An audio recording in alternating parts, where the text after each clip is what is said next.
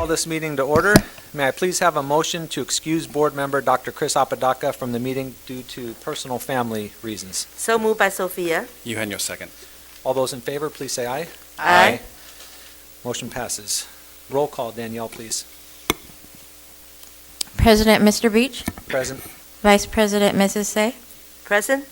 Clerk Mr. Nishi, Board Member Dr. Eugenio, Here. Board Member Dr. Rios, Board Member Mrs. Yu. Here. Thank you. Thank you. All right, report out on closed session items. This evening, we will be discussing the following items in closed session. Public employee discipline, dismissal, release, evaluation, 4 matters. Conference with labor negotiator, update on negotiations with ABCFT, AFSCME, and CSEA. Existing litigation, 1 matter and special education settlement agreement, OAH number 2022110300. Anticipated litigation, conference with legal counsel, anticipated litigation, significant exposure to litigation pursuant to Government Code Section 54956.9, subsection D, subsection 2, subsection E, subsection 1, case. 1 case, and student discipline, deliberation on student expulsions, readmissions, 5 cases. Mr. Clerk, are there any public comments? No. Okay. We're going to move to closed session. May I have a motion, please? So moved? Eugenio, second. All those in favor, please say aye. Aye. Any opposed? All right, move into closed session.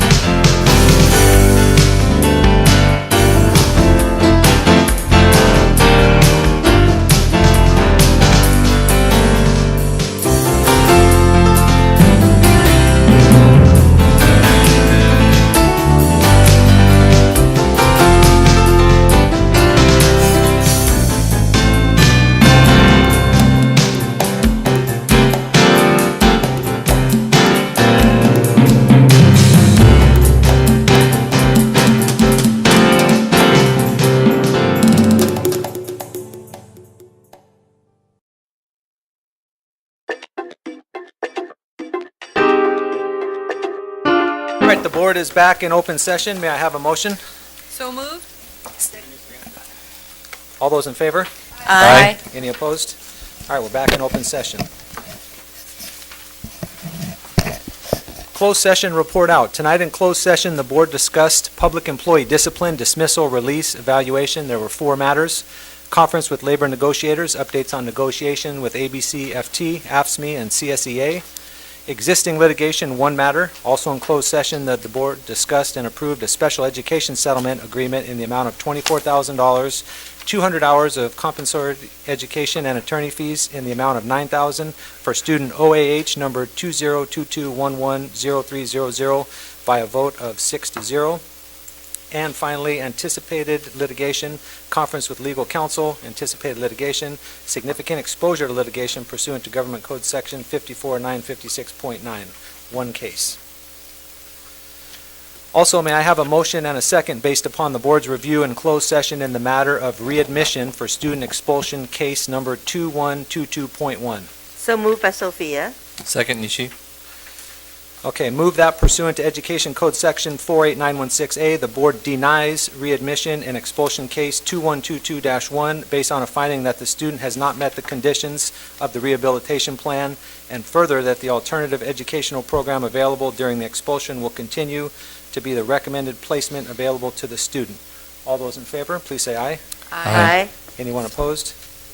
Motion passes 6-0. May I have a motion and a second based upon the board's review in closed session in the matter of readmission for student expulsion case 2122.2? So moved by Sophia. Move that pursuant to Education Code Section 48916A, the board denies readmission in expulsion case 2122-2 based on the finding that the student has not met the conditions of the rehabilitation plan, and further that the alternative educational program available during the expulsion will continue to be the recommended placement available to the student. All those in favor? Aye. Any opposed? Motion passes 6-0. May I have a motion and a second based upon the board's review in closed session in the matter of readmission for student expulsion case 2122.3? So moved by Sophia. Move that pursuant to Education Code Section 48916A, the board denies readmission in the expulsion case 2122-3 based on the finding that the student continues to pose a danger to campus safety or to other students, employees of the district, and further that the alternative educational program available during the expulsion will continue to be the recommended placement available to the student. All those in favor? Aye. Any opposed? Motion passes 6-0. Almost done. We have a packed audience, but we have to read this per the educational code. May I have a motion and a second based upon the board's review in closed session in the matter of readmission for student expulsion case 2122.4? So moved, Nishi. All right, move that pursuant to Education Code Section 48916A, the board denies readmission in expulsion case 2122-4 based on the finding that the student has not met the conditions of the rehabilitation plan, and further that the alternative educational program available during the expulsion will continue to be the recommended placement available to the student. All those in favor? Aye. Any opposed? Motion passes 6-0. The last one. May I have a motion and a second based upon the board's review in closed session in the matter of student expulsion case number 2223-3? So moved. Second by Sophia. The board accepts the recommendation for expulsion in student expulsion case 2223-3 and orders the student expelled based on the violation of Educational Code 48900 subsection C, unlawfully possessed, used, sold, or otherwise furnished or been under the influence of any controlled substance, and Educational Code 48900 subsection J, unlawfully possessed or unlawfully offered, arranged, or negotiated to sell any drug paraphernalia pursuant to the stipulated terms, and adopts the recommended rehabilitation plan.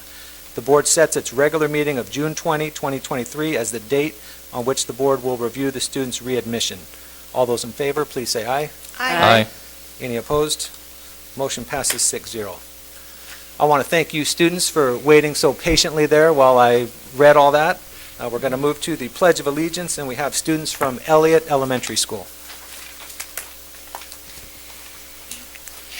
Please stand. Face the flag and put your right hand over your heart. Ready, begin.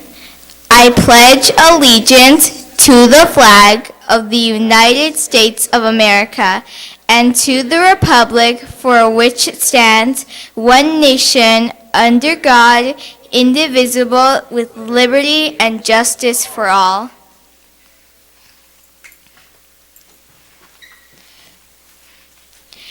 Good evening, School Board President, Mr. Beach, Vice President, Ms. Say, Board members, Interim Superintendent, Mr. Nguyen, Cabinet members, ABC staff, and community members. I am Charlotte Gonzalez-Williams, a sixth grade phenomenal Panther at Elliott Elementary, and have the pleasure of sharing some of the great learning that is taking place at Elliott Elementary. First, let me explain what a phenomenal Panther means. We are a group of sixth grade students that applied to work together to continue the Elliott core values. Our core values are kindness, responsibility, and respect. One way that we enhance Elliott Core's values is by supporting Panther Pride Recess. Every Friday, staff can nominate students or other staff members who have shown the core values, and they earn extra recess time with Miss Ballard and a few phenomenal Panther members. We also recently have put together presentations about the importance of treating each other with kindness and have started presenting in classrooms. Our favorite activity, however, is welcoming the students on campus every Friday morning. We dance, blow bubbles, and basically cheer each other on to have a great day of learning at Elliott. Maybe you will see us one day in the front of the district office cheering ABC staff as they come to work.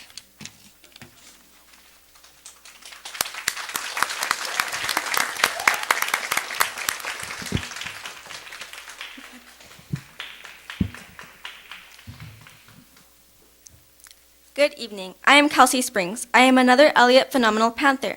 As we all know, yesterday was a day to honor the achievements of Dr. Martin Luther King Jr., and I would like to share with you why I think it is important to honor his memory. With a fresh year just beginning, this is a perfect time to help each other set a respectful and kind tone for the year ahead. This is exactly what Dr. King worked to accomplish. A few of his major accomplishments were the Montgomery Bus Boycott, March on Washington, Southern Christian Leadership Conference, and the Nobel Peace Prize. One fact that I recently learned and found more interesting, however, is that he was such a gifted student and skipped grades 9 and 12 and was able to enter college at the age of 15. He then received his master's at 22 and went on to obtain his doctorate at 25. Dr. Martin Luther King Jr. is a great example to all of us to have dreams and to stay motivated.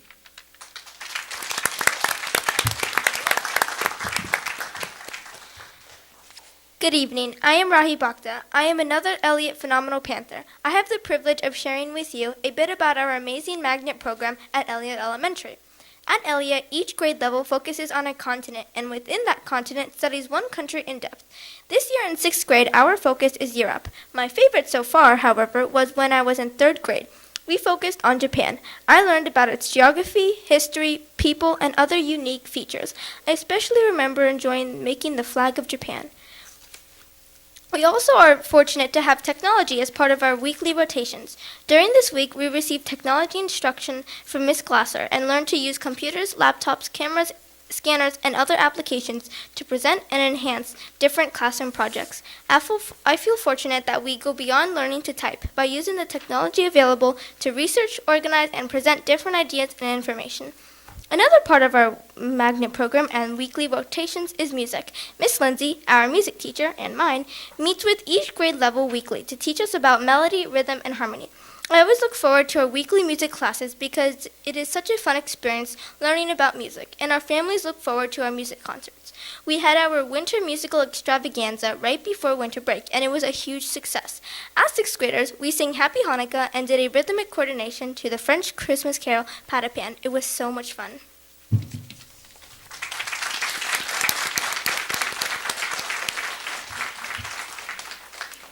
Good evening. I am Anji Rao. I am another Elliott Phenomenal Panther and the last one that you will hear from this evening. I would like to take this time to recognize all of you, our ABC board members, during this month of January, School Board Recognition Month. On behalf of the Elliott community and all of ABC, thank you for supporting student success. We recognize your hard work as ABCUSD board members and appreciate your continued support. We have a small token of appreciation. It says, "Thank you, ABCUSD board members, for your commitment, encouragement, investment, and involvement. Thank you."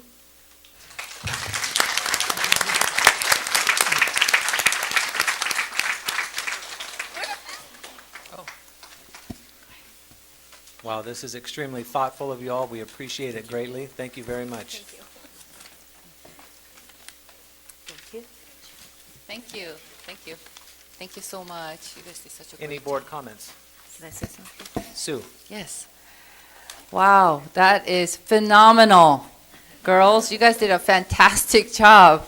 What a proud parents and your proud principal. Where's your proud principal? Okay. Thank you. Now, after hearing all of these presentations by these wonderful, phenomenal Panthers, I am so tempted to visit your campus, especially when you guys have the bubbles in the morning. You'll see me. Come by. Thank you so much for recognizing us, because I didn't even know it was a Board Appreciation Month. Thank you very much. All right, Vice President Sophia Say. I just want to follow exactly how board member Ms. Yu talked about. Yes, I know Elliott School very well, and it's a good school and very close to the library too, so good school. But I do want to publicly know that it's all candy, no cash, no credit card here. So board is very clear, and I want to thank you so much for the nice gift, the candy, and also the stickers. I would definitely share with my grandson. Thank you. All right, once again, thank you very much for coming. Appreciate it. Ernie, sorry. Just really quick. So, did you guys drive here by yourself? Wait. One Hey, last thing. Did you guys drive here by yourself, or did you guys have parents take you? Parents. So I'm hoping that the parents can stand up, please, and just say, "You guys have a great set of kids. They did a great job with the presentation." Thank you, Mom and Dad. Thank you, Ernie. All right, moving on to presentations and recognitions. Whitney High School mock trial team winners, Mrs. Tuesday Stoffers, principal.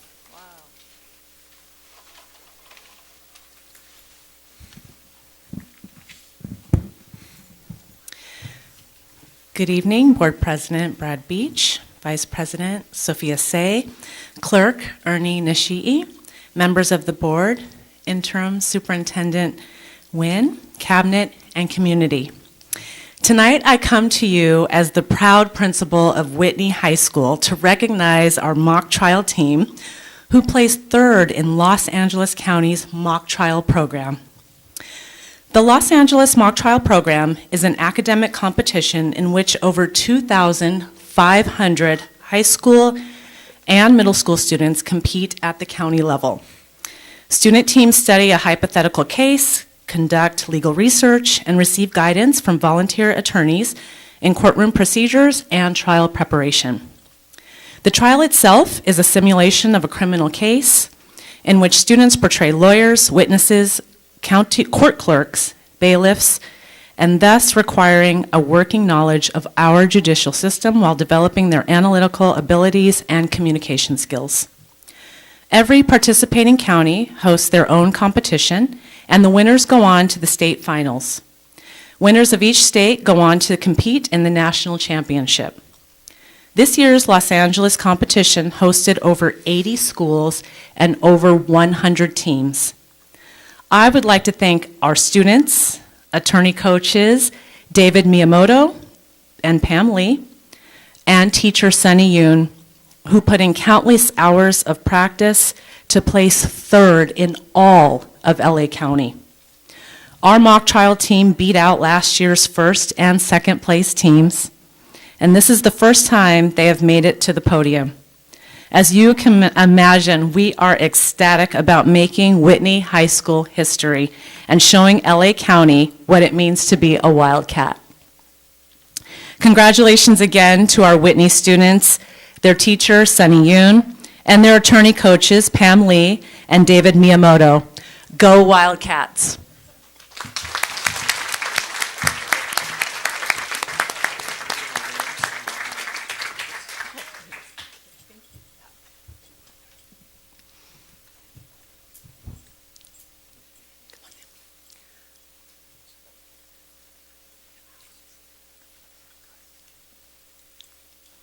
Aaron Park.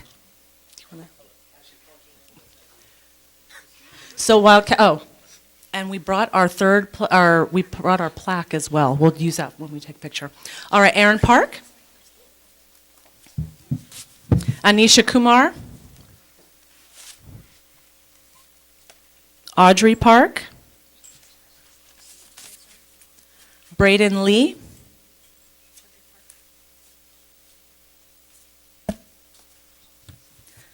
Charlotte Woodruff.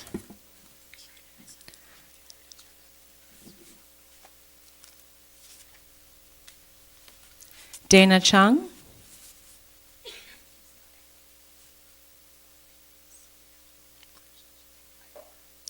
Dineth Senanyake.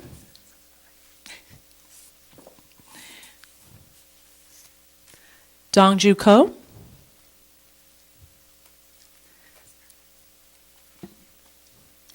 Ellie Ta. Emi Toyama.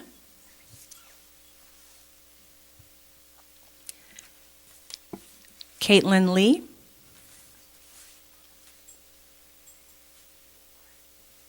Katie Kim.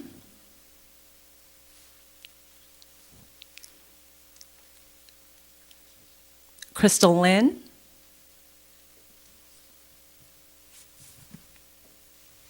Kyle Fong.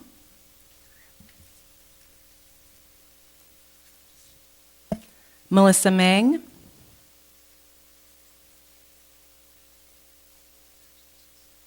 Nikki Aoi.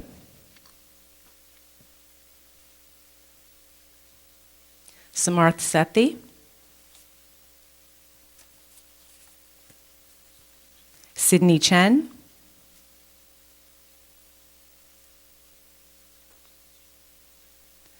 Vedansh Sinha. Thank you, Vedansh. Zoe Bergen. Excuse me.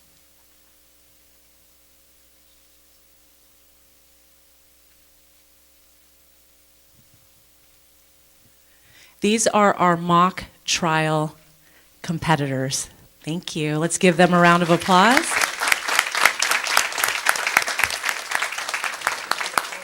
Okay. Is it okay to? And I would like to also acknowledge our teacher, Sunny Yun.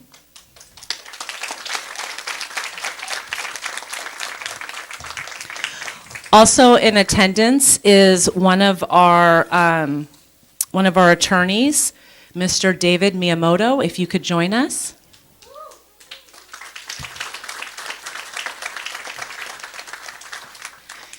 And at this time, I'd also like to acknowledge the students that are in law practicum. So Ariana Jung, Kayla John, Kenrod Huang, Riley Shorts, and Striya Badani. Thank you for joining us tonight.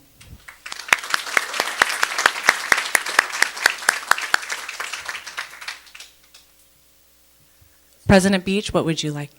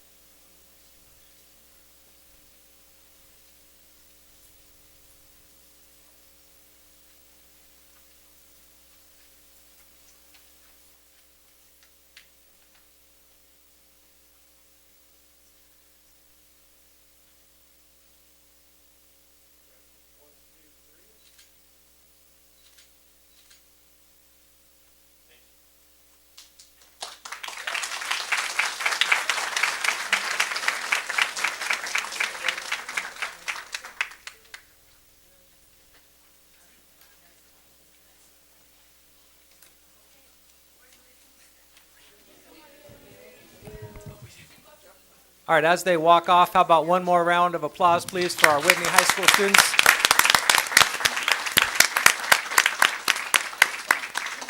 We have two presentations as it relates to these students, so before you leave, we have Joe Pock, Senior Field Representative for Sharon Quirk Silva, Assembly Member. Come forward, please, sir.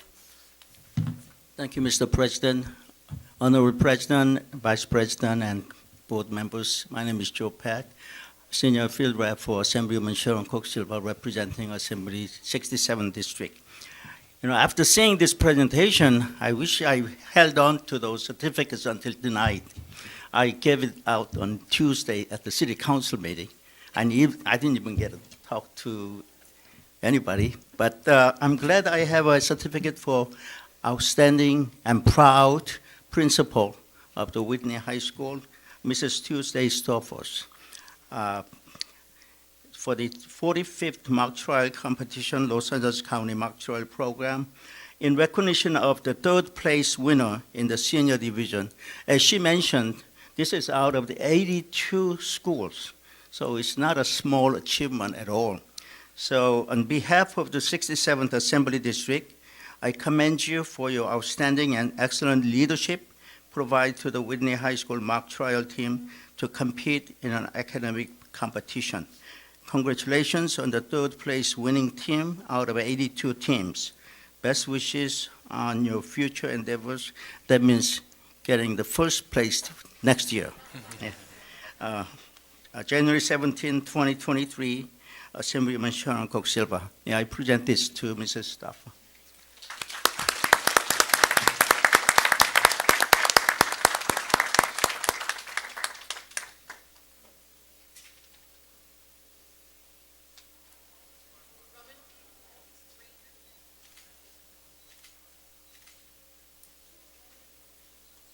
Thank you, Mr. Pock. Thank you.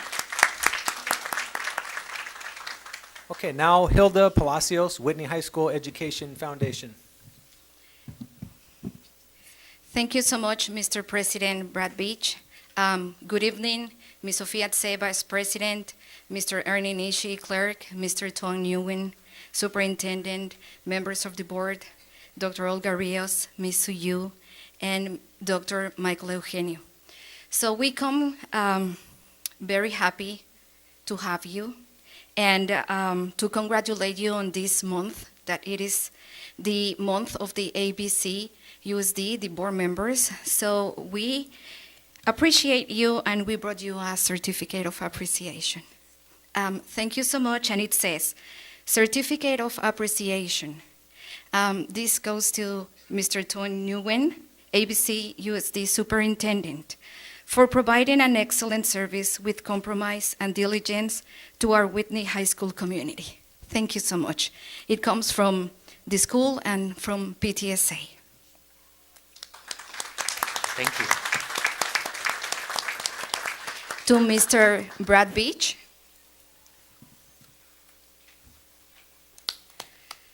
To Ms. Sofia Tse. Mr. Ernie Nishi. To Ms. Suyu.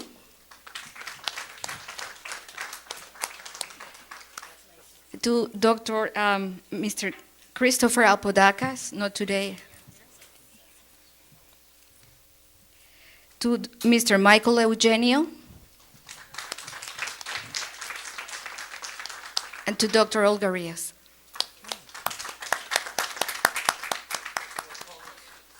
Thank you so much.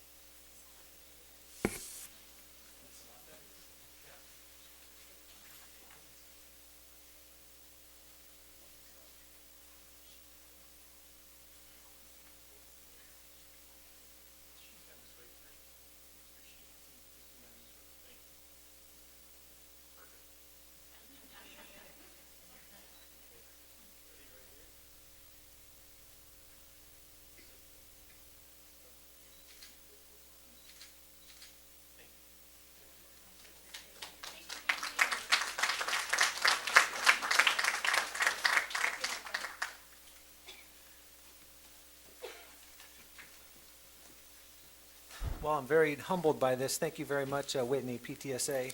And I would like to recognize all the parents that are in the audience from Whitney High School. Those of you that had students participate in the mock trial, please stand. We'd like to applaud you as well for all your hard work and efforts. Any parents here?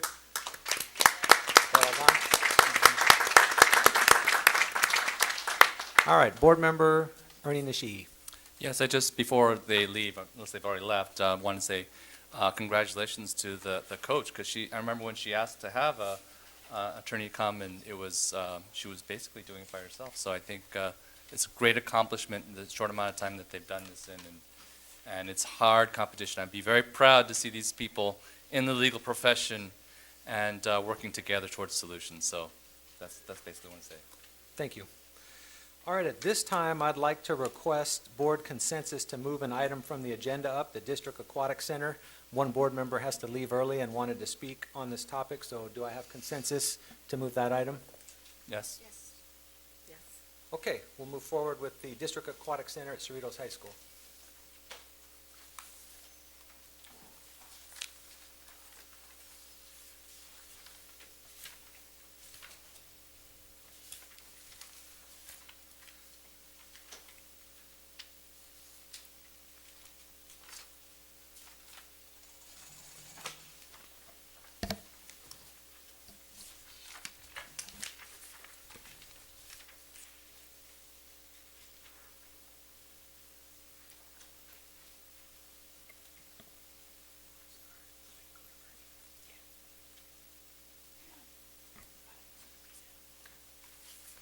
Mr. Carter, welcome.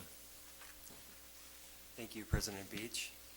Thank you also Vice President Say, distinguished members of the board, Interim Superintendent Mr. Nguyen. So just to kind of give you a little bit of background history, myself along with Rackwin Partners, one of our architectural firms, conducted a study at our high schools to see the feasibility of building an aquatic center. And today we'll kind of briefly show you the results of that study, and we're open for any questions or comments at that time. Okay, so our first school that we had looked at was Artesia High School, and you could see the ideal placement. That is actually where their existing pool is. That would be the ideal spot at Artesia High School, just due to the accessibility and the feasibility for joint use. Unfortunately, in Artesia High School, we would lose the existing pool if we were to choose this option, because there is a pool there that is in place. Unfortunately, also, the pool there that is in place is not a CIF regulation. That would be why we would consider it possibly doing this at Artesia. The approximate cost to do this at Artesia High School is $17,750,000. And again, that's a very preliminary estimate. Moving to option 2 at Artesia, that would be leaving their existing pool in place and putting an ancillary pool beside that. Obviously, there would be some disadvantages to our other school sites, as we would have 2 pools located in one facility and not have any other pools across the district. We would lose hard court space. We would have issues with our fire lane, and it would not be ideal, as ideal for joint use in that location. Looking at Cerritos High School, as you can see, this has a lot more positive attributes. We are recommending this site for the following reasons. We don't have to replace any existing fields or pools or hardscape. The proposed location is actually in an underutilized section of the campus. Additionally, that section of the campus actually it provides itself very useful for joint use, as it is somewhat separated for the rest of the campus. We already have several other sports facilities in that area, so it would just enhance the already large sports complex that we have for Cerritos High School. Negative attributes would be, obviously, it's close to the proximity of the homes that border our school property there. Right in the corner, it would disturb possibly 4 to 5 of the neighbors there. Approximate cost, $17,100,000. Looking at Gar High School, unfortunately with Gar High School, the best place to put their pool is kind of far in the back. If you're familiar with the campus, this is kind of tucked away by the auto shop and kind of by our softball fields that we currently have now. Considering that it's somewhat in the middle of campus, not near the parking lot areas, it's not very recommended for joint use, which is something that we would want to look into if we were doing a pool of this size. It would be somewhat intrusive and difficult to use based on its vicinity on the campus. Approximate cost, again, is roughly the same at $17,100,000. One of the questions that comes up quite frequently is what are the ongoing costs? We know what the upfront cost is to build the facility. However, ongoing operating costs are always in question. So we kind of spelled out some of the high-level things using numbers that we got from a neighboring school district. That way we are somewhat comparing something that would be similar to what we are proposing in our designs. So again, this was a brief presentation. However, we're open for any questions that you may have. Thank you. Any questions from the board? Vice President, Ms. Sophia Say. Well, first I want to thank you so much, came up with the plan compared to all the high school, the possibility for using this. I am a very practical person, and I support this program actually. During the BB measure, when we exposed approach to the community, we did put this one of the things at a couple school exposed to the parent. We want to hear from their point of view about having a pool at Cerritos High School. Unfortunately, at that time, it was not really being recognized, and so we can't use any money from the BB measure. My big concern is this much money, where we're going to get it from. That's the whole thing. Versus compared, as far as I know, any district, most of districts such as Norwalk recently, the bond also passed, not recently, a couple of years back they passed it. So they have two pools now. We have currently only have one pool, so we need to have another one. But I have a couple questions here I do need to kind of ask you, Brian, to give me the answer. So how many students on each program? I know we have two programs. One is a water polo and the other one swing club. The second question is, so how many students we are served there? And is where we're going to get this money from? The cost, maintenance cost. We're talking about the water, the electricity, the labor, the operation things. Do we have the budget for that? My concerns, another thing is right now we are declining the student right now. It's one of the major problems we have right now. How are we going to be dealing with it all together at one time? So I like to ask my board to think this twice. I support that once again, but we need to know where we can get the money from. Whitney High School, when we built the auditorium at that time, we do have a very generous person donated money. I think it was like $375,000 at that time. But there was a $3 million from one of the grant we had, and $3 million from the parents starting working on fundraising. I know they were doing many, many years to pay back the $3 million. Despite the local community donated, one is a Shaw family donated $100,000, and the other one's Grace Hu, I believe, donated $375,000 on that matter. And so finally we'll get auditorium, and this auditorium has been using for all students event. So on this this area, so what we're supposed to do it, but the first is we need to find out where the money comes from. Thank you. Thank you. I just noticed we had some public comment cards. Clerk Nishii. Yes, we have Elsie Briseño Simonovsky.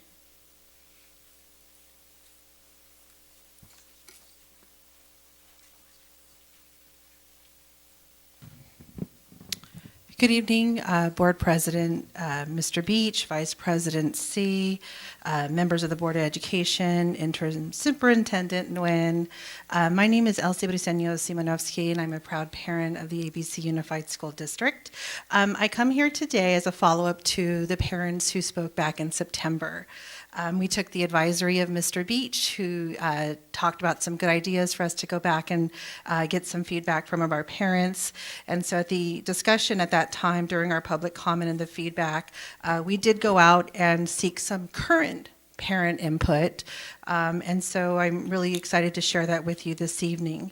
For those of you who were not at the board meeting, hope you had a chance just to take a look at the manuscript and see the interest of our list of concerns and questions, including those that were indicated on the Megan's Law website.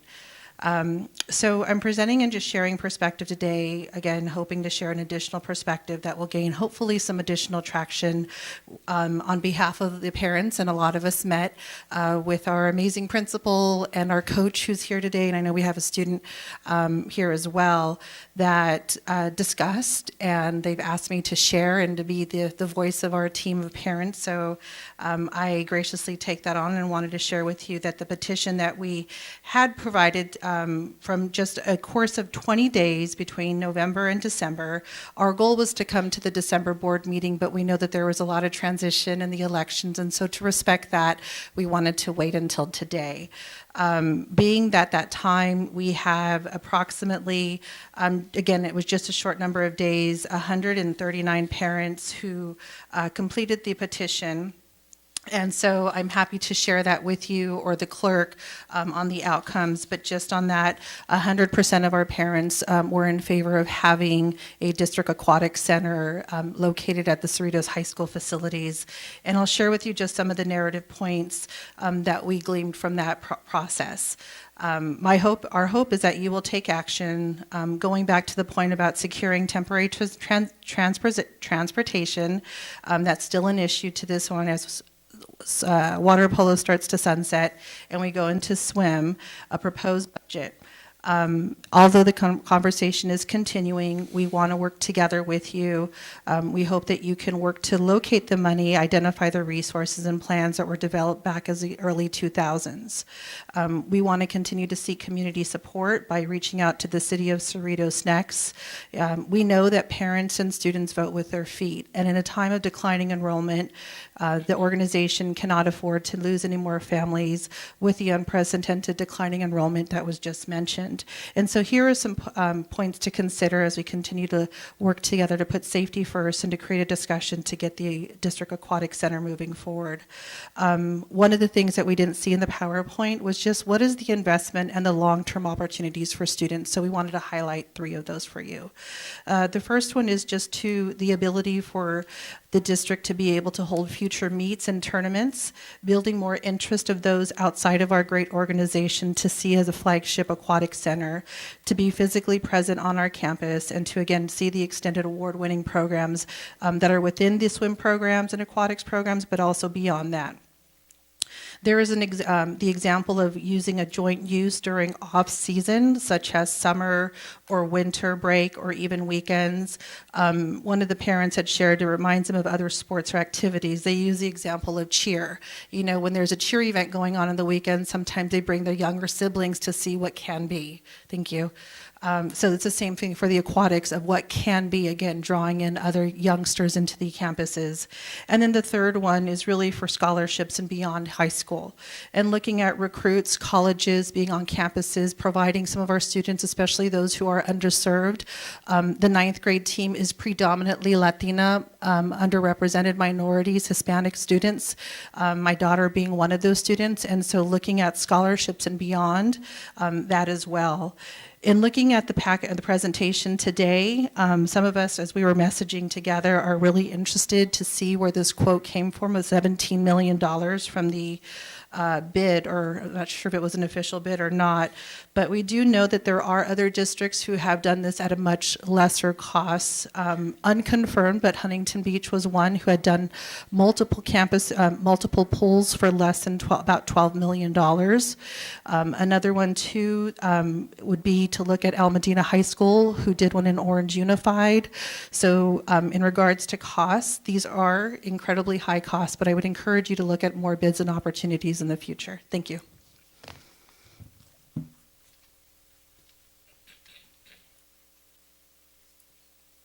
So there are no other public comments here. Okay, we'll bring it back to the board. Dr. Rios.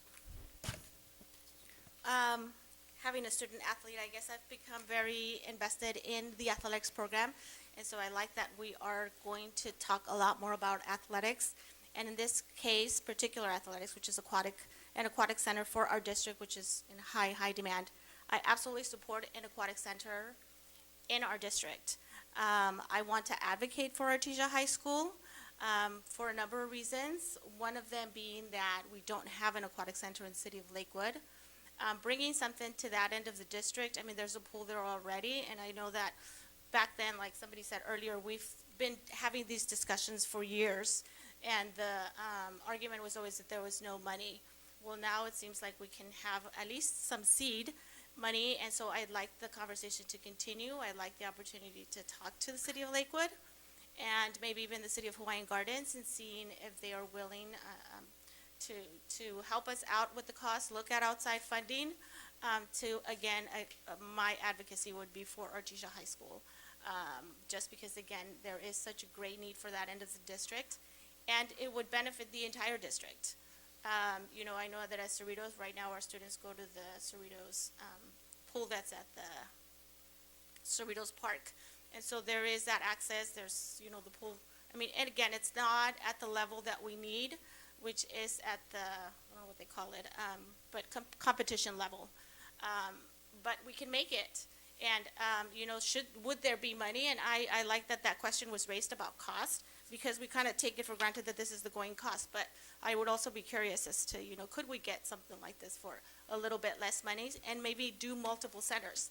If we can't, then again, my proposal would be to allow for further discussions to have this happen at Artesia High School. Thank you. Thank you. Clerk Nishii. Thank you, Mr. President. Yes, I'm also thinking about this, and I think it's an important step. It's not just a pool. It's an aquatic center. It's an investment in our future, and I think improving instead of crying about declining enrollment and why we can't win against another school district because they have aquatic centers and they have these things where they've invested in their kids, we can invest and add on to our population. You know, there's a lot of studies that show that aquatics help with the academics. It's not just sports and academic, it's both together, and I think that's going to be an important factor here. The issue is cost. So I'm looking at this proposal here, and it says we have approximately $4 million out of interest out of our Measure BB funds, and I'm guessing though that some of that interest was supposed to go towards inflation. That is correct. So that's unallocated, but that was potentially to hit some of those issues that might have hit the other schools like GAR. That is correct. Or the middle schools that we are looking at doing right now. Okay, so for middle schools then, because that's going to be a substitution. In other words, we can't have everything. We have to kind of select what we're going to invest in and determine whether this is our best investment. Let's see. Looks like we have $5 million in capital facilities funds. We have a fund balance that's very hard to receive, so I'm not thinking that we want to touch that. And then we have CARES fund in the amount of $34 million. Correct? That is correct. Okay. So out of that, we have roughly $9 million out of the $17 million to actually pursue this particular project. I think there's other sources out there. I don't think we can be the only source of funds for this. This has to be a community broad approach from not just the little school district that we are, but also to fulfill the vision of Cerritos High School, we need to include the county, we need to include the state, and we need to include even the federal funds, if there are any, to go at this. So I'm hoping that we can research this a little bit farther, and I'm hoping that we can have a motion to have as an action item to study other financial sources that are potentially out there. I know that President Beach has done some extra efforts out there to seek other funding, but I think our local entities may also be helpful. You know, if Lakewood can come up with money, then Lakewood can come up with some money, and that would be appropriate. If they have specific needs, let's get bids from other places that would like to help us invest in our community, invest in our kids, their own kids actually. So I'm suggesting that we have this as an action item in terms of asking staff to seek out these other potential funds to make up the balance that we need to cover this $17 million cost. Thank you, Mr. Nishii. Vice President Say. Yeah, don't take me wrong. I'm very support on this one, there are two other things I think one of the audience didn't mention about. One is to save our money too. We do save. I know currently we use the CPC. The pool we're paying about $40,000 a year, if I remember correctly. Am I right? It's a little bit more than that now. It's between 50,000 to 80,000. We're paying that. So if we have our own another pool, that will save it right there. And the other thing is safety issue, because most of the time when we use the CPE, you know, that area that we're using, like Cerritos High School, other high school use that. When we use the CPE, most of the time, not many adult really supervision on that. So to me, it's not safe for kids to go in there. So we really do need one for our district, another one. When I say another one, the reason I said this, Artesia has one already, not the perfect one that we wanted to, but such a big school district, we need to have two. Some schools smaller than our district, they have two already there. So depends, I mean, which school should use it. When you look in Artesia High School, when you look at the budget to allocate the money cost on that, it's a 17 million. And there's option 1 and 2. But then that it's currently exists there, already there. Then we need to spend additional money for that. Versus when Cerritos High School will build a new one. So we had two to use it. Well, we were talking about safety, the cost saving, $50,000. Then we're also talking about what the program that we have been running, especially Cerritos High School in the past. I have to salute to our former board member, Ami Reyes. At their time, their team always to win it and represent for our school. And if we have one of the biggest pool, the Olympic pool in our district and in the center of this, our ABC, you think about how many students we can retain, especially during the decline student problem that we have. But still, we need to come up the money. And I'm so glad we have a district, 65 from the Sharon Quicksilver. I'm sorry, I thank you so much for participating here and give a word to our Winnie High School. I think we also need it, including our elected official, to have them to support us. I know Janice Hong been supporting some libraries, some school things event. I know some of our staff starting to approach that. This is a perfect time. We have our representative from District 65. We need you to help us go back and talk to Assemblywoman. We need the help. For this, everyone had to chip in. Our board member need to start doing something. Our parents starting looking for kind of funding part, fundraising. From now on, Winnie High School made it possible. Auditorium, $3 million. The budget from some of the grant is a $3 million. So we need to come up with some money. Board member has mentioned about we can get some total about 9 million, but to the 17 million still far away. We need to all work together. Thank you, President. Thank you. Board Member Suyu. Thank you, President Beach. Thank you for the presentation.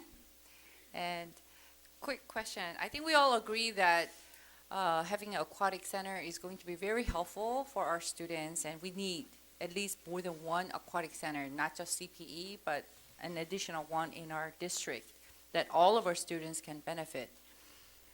I would like, I don't know if the staff have this answer, but in each high school, how many students are involved in the aquatics program? For example, swimming and water polo and so forth in each high school, if you have the numbers. We can provide those in the board report this Okay, week. thank We don't you. have those numbers to you right now. Okay, thank you so Thank much. you. I think that getting those numbers will help us determine which campus it's most effective, and it makes sense practically which campus we should have the pool with its pros and cons, and which pool at which location can also generate income, since we're not going to be able to, we're going to have to try to scrap to come up with the 17 million. And another recommendation I like to give, direction, is also due to the declining of enrollment, consolidation of schools is another option to generate some income. And it's not just happening with our district, but all the other districts as well. So this is something that we can work on to make this happen. Instead of using the funds from all the other sources, that's going to affect the other programs as well. So we don't want to put all the eggs in one basket. And additionally, because of the cultural climate and so forth, I mean, definitely we want to find ways where we can provide physical activity outlet and encourage this type of sports and activities for our children and youth. It's not just during the school year, but having an aquatic center will give opportunity for young families. You know, they take swimming lessons at a very early age, preschool age. I raised 4 daughters, and they all went through CPE at a very low cost.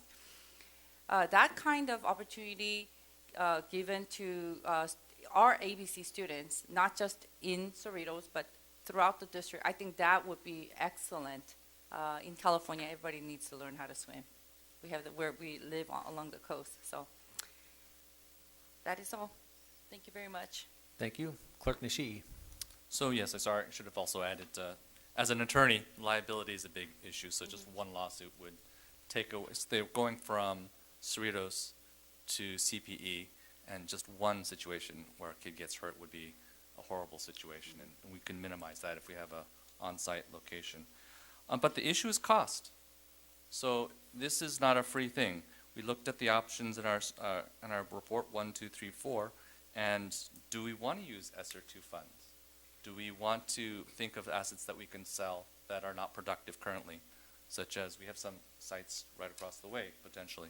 But once you sell, you never get that property back. So I'd like to ask for staff to move in the direction of finding additional sources of funds. This can't be the only source of monies that we can potentially get for this project.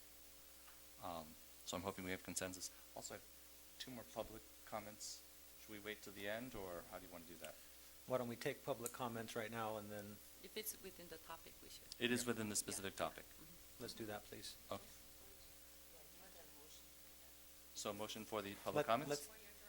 Oh, for my direction. So I'd like to make a motion. Let's take public comments before any motions, just so you can fully hear out the public. Sounds good. So Tamara Malabiki. And next up is Ian Richards, both on the specific topic.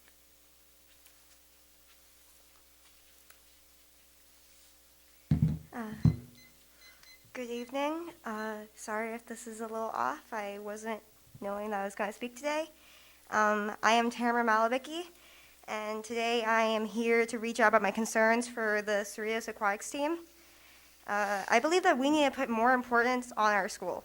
On average, other schools such as GAR and Artesia are given more money from the district than schools such as Cerritos.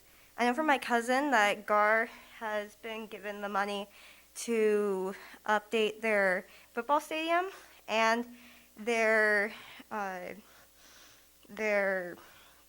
drama room, which I find kind of concerning that we're putting more of an importance on that than giving students the ability to safely get to their sport, because they had perfectly good areas for these. And to be more important, I am a senior, and I joined the water polo team on my freshman year. My father works, and my mother was never able to get her driver's license. When joining water polo, I had no idea what I was signing up for. I had no idea that I would have to find a way to get 2 miles across the city in order to play a sport. As a freshman, I knew no one in the sport. To start off, I had to hassle my way to find a ride, which is hard enough because most of the girls on my team didn't like me. On days that my ride was sick, I would have to leave in the beginning of my lunch, sometimes not even be able to eat, and run with a big backpack full of books, along with any other bag that I had on me, all the way to CPE from Cerritos High School. This was not the plan, but due to my love for the sport, it became worth it. Not to mention that it is dangerous for a teenage girl alone to run all the way from Cerritos to CPE. Luckily for me, I have walked in my entire life and was able to form enough street skills in order to safely get there. I can't say the same for the other girls. Now that I am back from quarantine, I have rejoined the sport. Problem is, now we don't have that lunch period to get over there due to the change of schedule. Students are given less opportunity to join this marvelous sport due to their school's lack of pool. Water polo has helped me deal with my stress. I am a proud survivor of anorexia nervosa and have given a lot of this credit due to the sport. It has made me feel strong, and I've been able to meet many girls on my team that have helped me to keep pushing forward. It is a place where I have belonged. I have been given the opportunity to meet many of these girls on the younger team, and the joy that comes in their eyes from just stealing a ball or being able to make a shot. I hope that you will stand with me and help widen the future of our Cerritos Dons' ability to play the sport as well.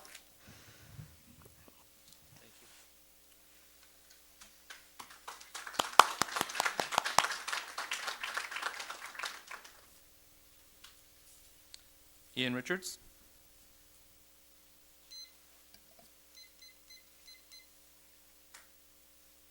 And next up will be Margaret Saito.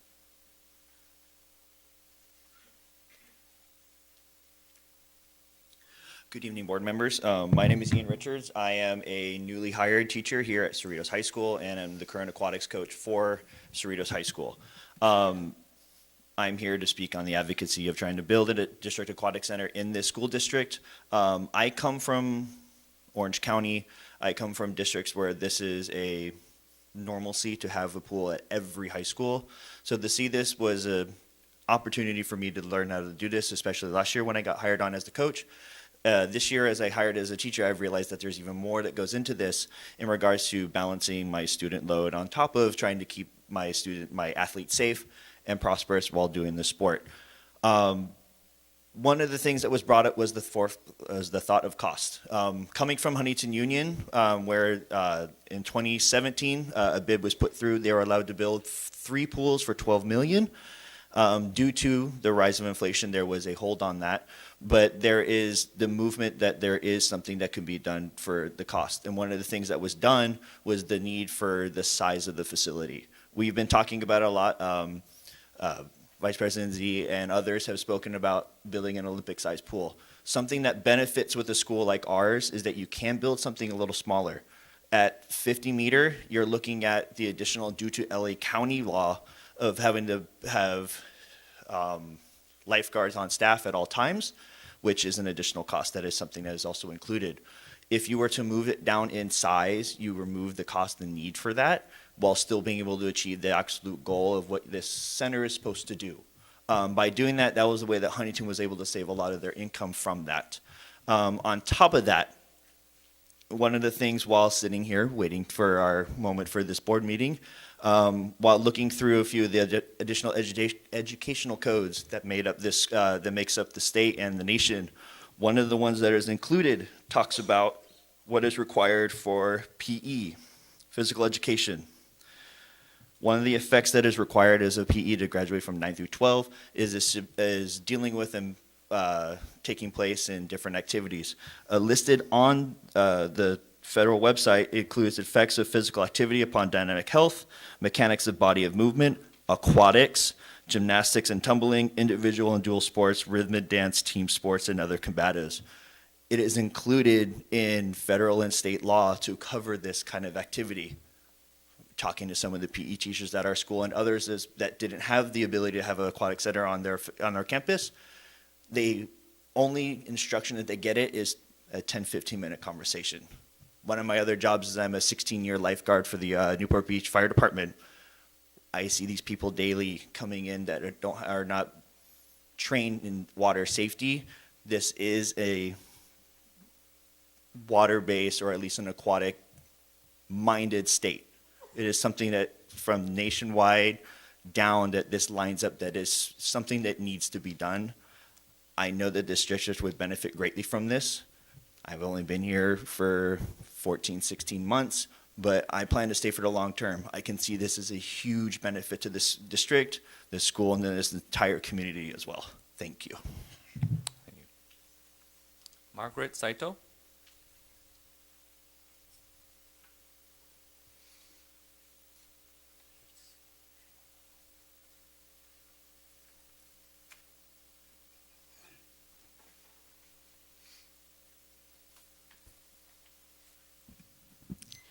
Thank you. My name is Margaret Saito, and I'm a community member here. I don't think that the decline in enrollment is due to a lack of an aquatic center, okay? Aquatic Center would be nice, but the state of California is very expensive. We lost a congressional seat. We are losing corporations, both big and small, every single day. So they are moving out of the state. We have a very high tax rate. Just look, you know, there are people that are defaulting on their property tax. It's as little as $100. They're going to lose their homes because they can't pay the property tax. Look at it cost $7, $8 for eggs. This is a very expensive state to live in. Okay, please, having an aquatic center would be nice. Do not add to the burdens of the taxpayer, okay? Because it's nice, but if you take, one thing too, I want you to use the money that we voted for the bonds to improve the facilities, okay? That's what we voted for, okay? But don't use it for something else. And remember, with the supply chain and with inflation, everything costs more. It costs a lot more to build, okay? So all these things are going to cost a lot more. There's going to be additional plus inflation, okay? So please, you know, it's nice to have, but because we don't have an aquatic center is not why we're losing students, okay? It's because the state is very expensive and families cannot afford to stay here. That's why they're leaving, okay? It would be nice if we can afford it, but make sure we can afford it. Do not add to the taxpayer's burden. I ask you, please, okay? Thank you.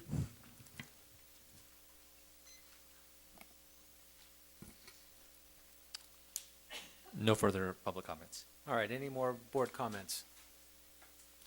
All right, I'll make a quick statement. Mr. Nishii and I met with Janice Hahn's office about this, and I've prepared a letter to send to her as well as other local, state, and federal elected officials.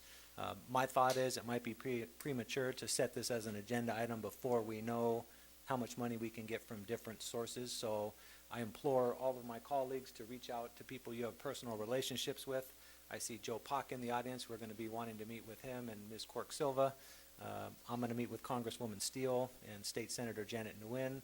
Let's see if there's money out there first, and then once we find it, we can agendize this, and I think it would have more of a chance to be approved if we knew where the money was coming from. That's just my opinion.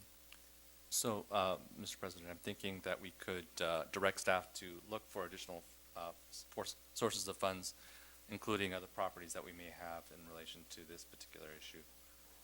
Because I think, you know, we could probably talk about ESSER and the fund balance, but I think we know that those funds don't ever come back, and this is a short-term thing. We need to think long-term, and I'm thinking that as an action item to keep this thing going, because the last time we talked about this was August. I think I asked for it on the agenda, and it's almost 7 months later, and it was supposed to be just a couple months later. I just like to have it keep this issue up, so that way we don't forget about it. It continues to go, and so if staff is working on other alternatives, because I mean, $9 million more is a lot of money. I don't know that I can find it all in my own pocket, so maybe staff can help us with that. So I'd like to move staff to do that particular action, to look for additional sources of funds. Okay. I'm second support that. We have a motion and a second. All those in favor, please say aye. Aye. Any opposed? Motion passes 6-0. Okay, now we're going to move on to Spotlight on Teaching and Learning, Migrant Education Program. Maria Perez Breña, Migrant Education Coordinator. Ms. Castro, or Ms. Perez Breña, whoever wants to go first. Thank you, President Brad Beach. Tonight, we have a wonderful presentation from our Migrant Ed program, beginning with our coordinator, Maria Perez Breña, and with her, she's here with her director, Dr. Beth Bray from Elementary Curriculum.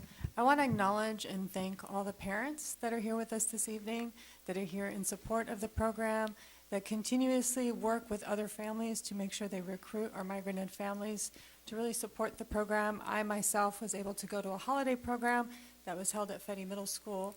It was a wonderful event where we had many in the community donating toys, food.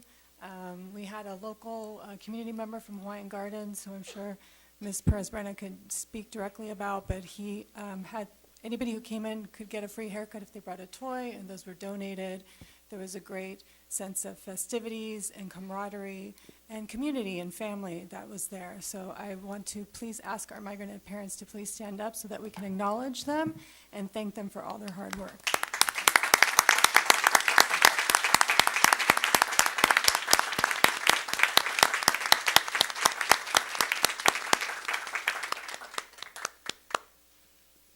Okay, Thank you. well, good evening, President Beach, Vice President Say, Board Clerk Mr. Nietzsche, Interim Superintendent Nguyen, Cabinet members, community members. My name is Maria Perez-Brenna. I am the coordinator for the Migrant Education Program here in ABCUSD. I am honored to be able to share a small fraction of the wonderful things the Migrant Education Program has been able to implement this school year. I would like to begin by introducing our fantastic migrant education team. And let me just say that compliments do not do these ladies justice. They really are fantastic. We have our program director, Dr. Beth Bray, our academic counselor, Ms. Lucia Valdivia, our recruitment team, Mrs. Elia Carlos, Mrs. Cecilia Perez, Mrs. Alejandra Barajas, our parent and community liaisons, Mrs. Marta Patricia Navarro, and Ms. Anayeli Serratos. Our program's mission is to strengthen the school, community, and family experiences of our migrant education students. We support students in achieving high academic standards, and we help prepare them for responsible citizenship, future learning, and productive employment. Currently, we provide services to over 1,700 children in the district that encompass all of our district schools.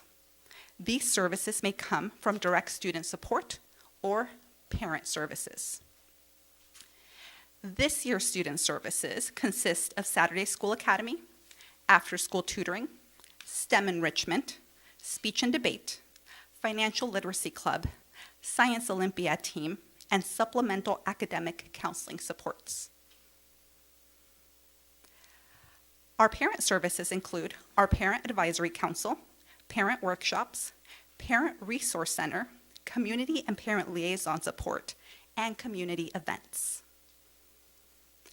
Although all of our programs are rich and full of items we would like to highlight, today I would like to focus on our parent participation.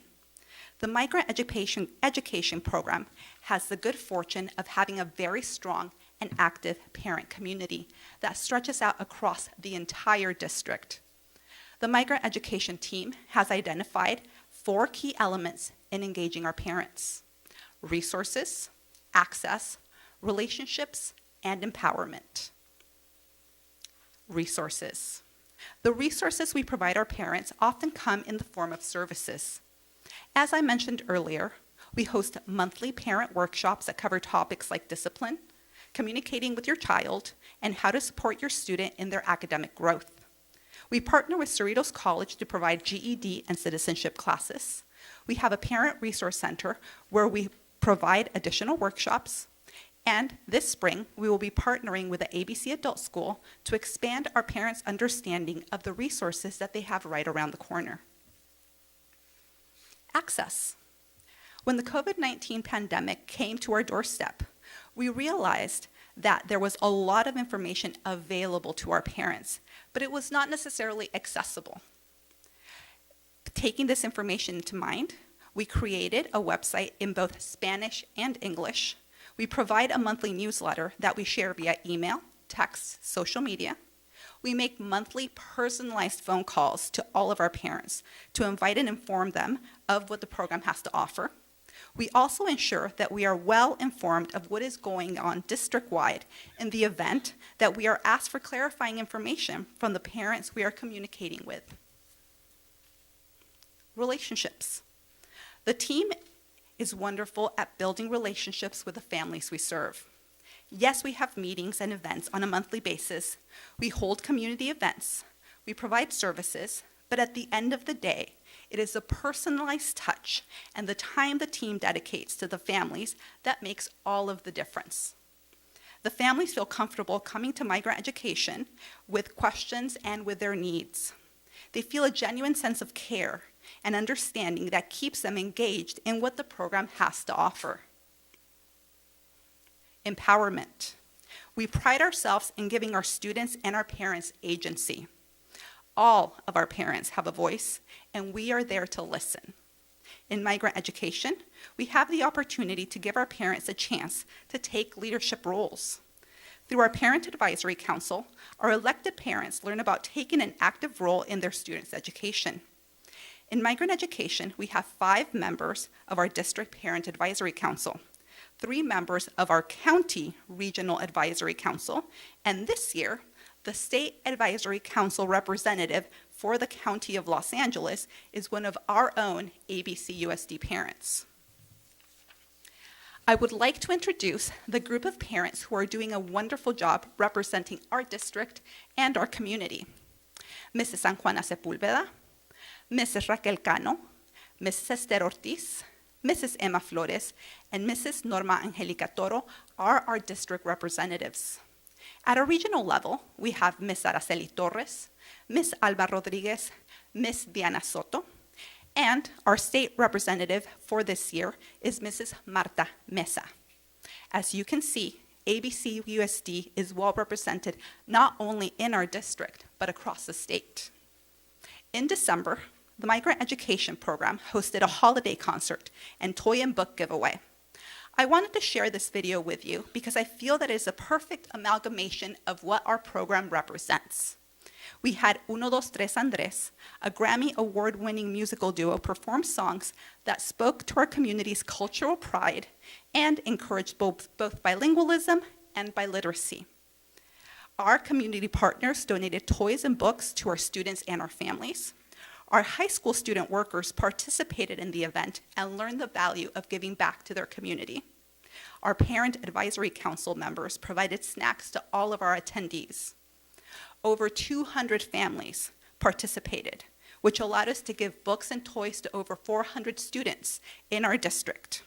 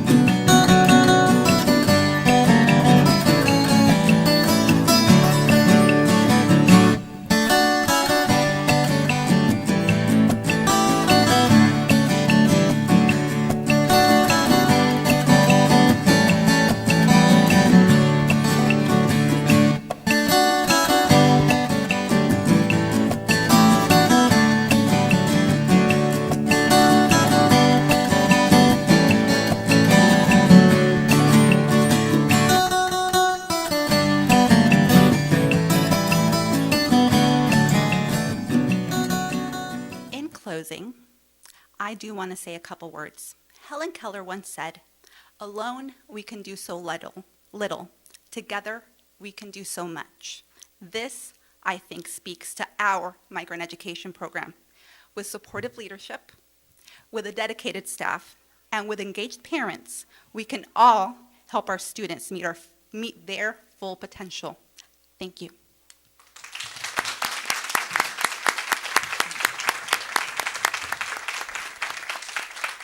Thank you very much. Okay, board comments. Vice President Say.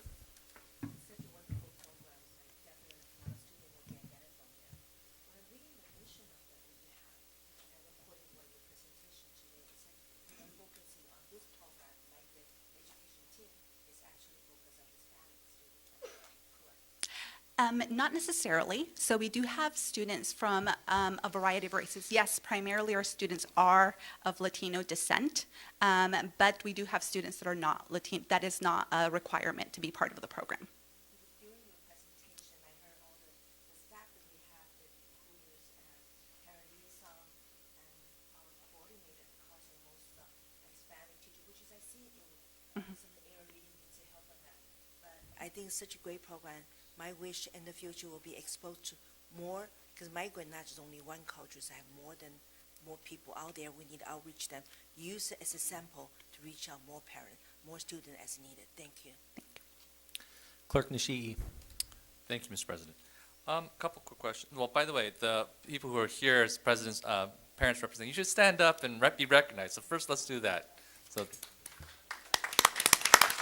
all right, there's a lot here. Okay.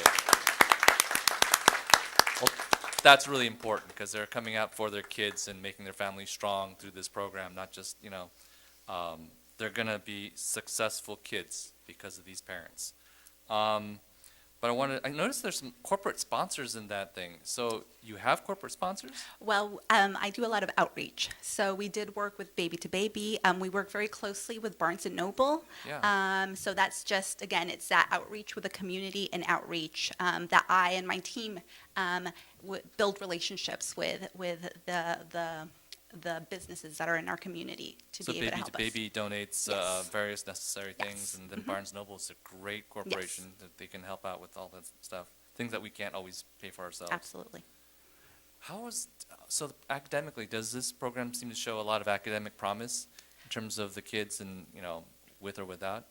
So we have seen growth in our students that participate on a consistent basis in our Saturday school.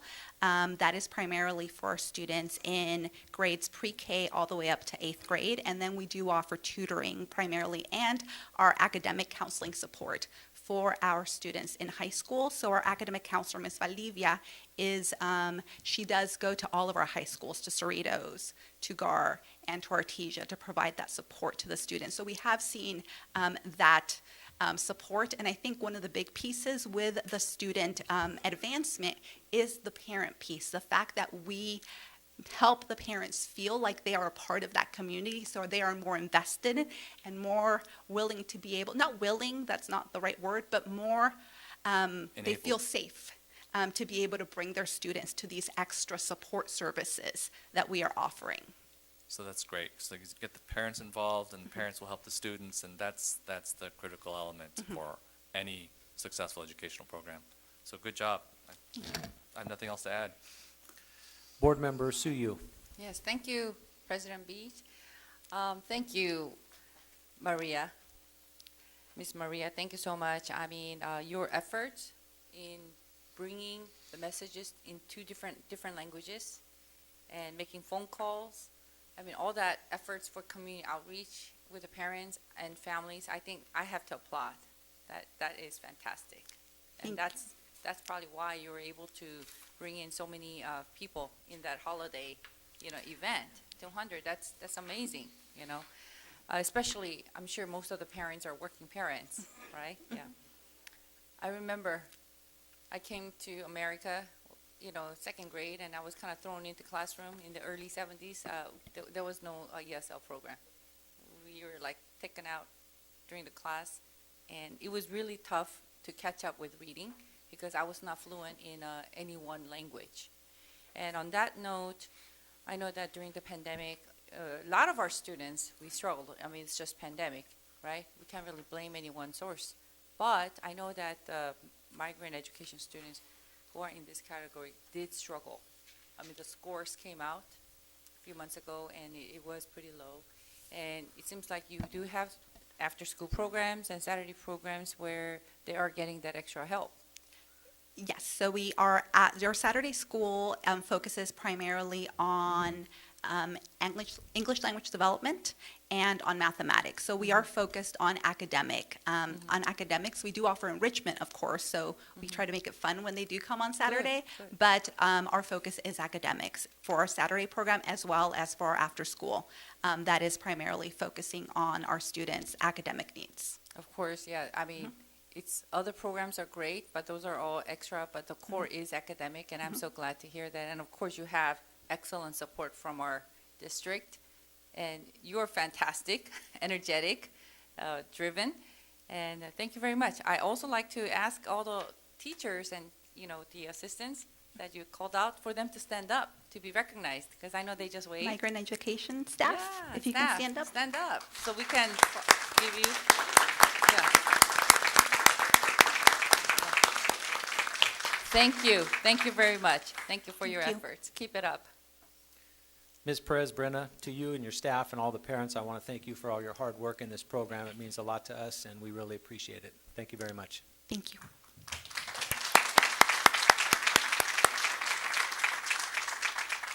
All right, moving on with approving the agenda. May I have a motion to approve the agenda for the regular meeting of January 17, 2023, minus action item 1.8A, which is being pulled because state law just changed and we need to make some modifications to it.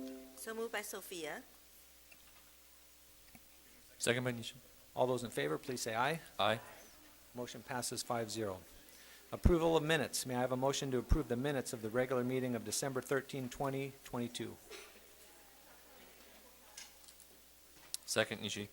And before we vote, I just wanted to commend Danielle. I thought they were excellent, well-written minutes. Thank you for all your work. All those in favor, please say aye. Aye. Any opposed? Motion passes 5-0. Board of Education President's Report.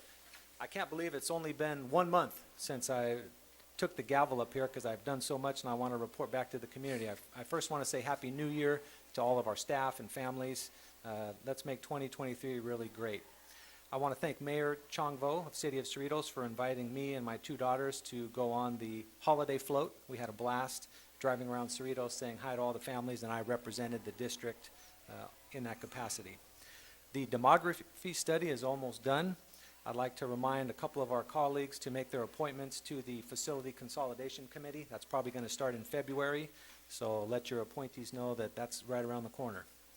I volunteered as a watchdog at Nixon. I met with the interim superintendent about vision and goals for this school year.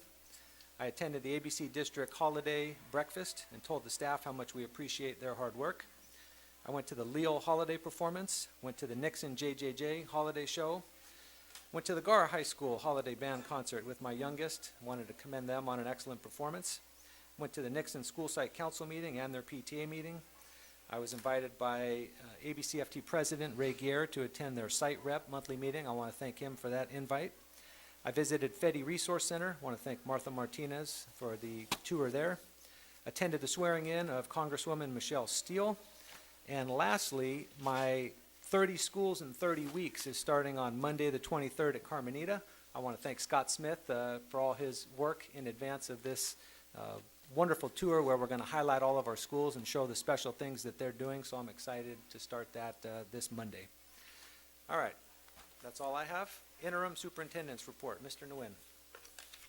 Thank you, President Beach. I hope everyone had a great holiday season and winter break, but I'm happy that our students are back in school. I would like to thank our students, families, and staff who organize toys and food drives for those in need during the holiday season. This is what makes us special in ABC. We have very caring students, staff, and families to support us. During the break, we have some great news, and I want to share them with the community.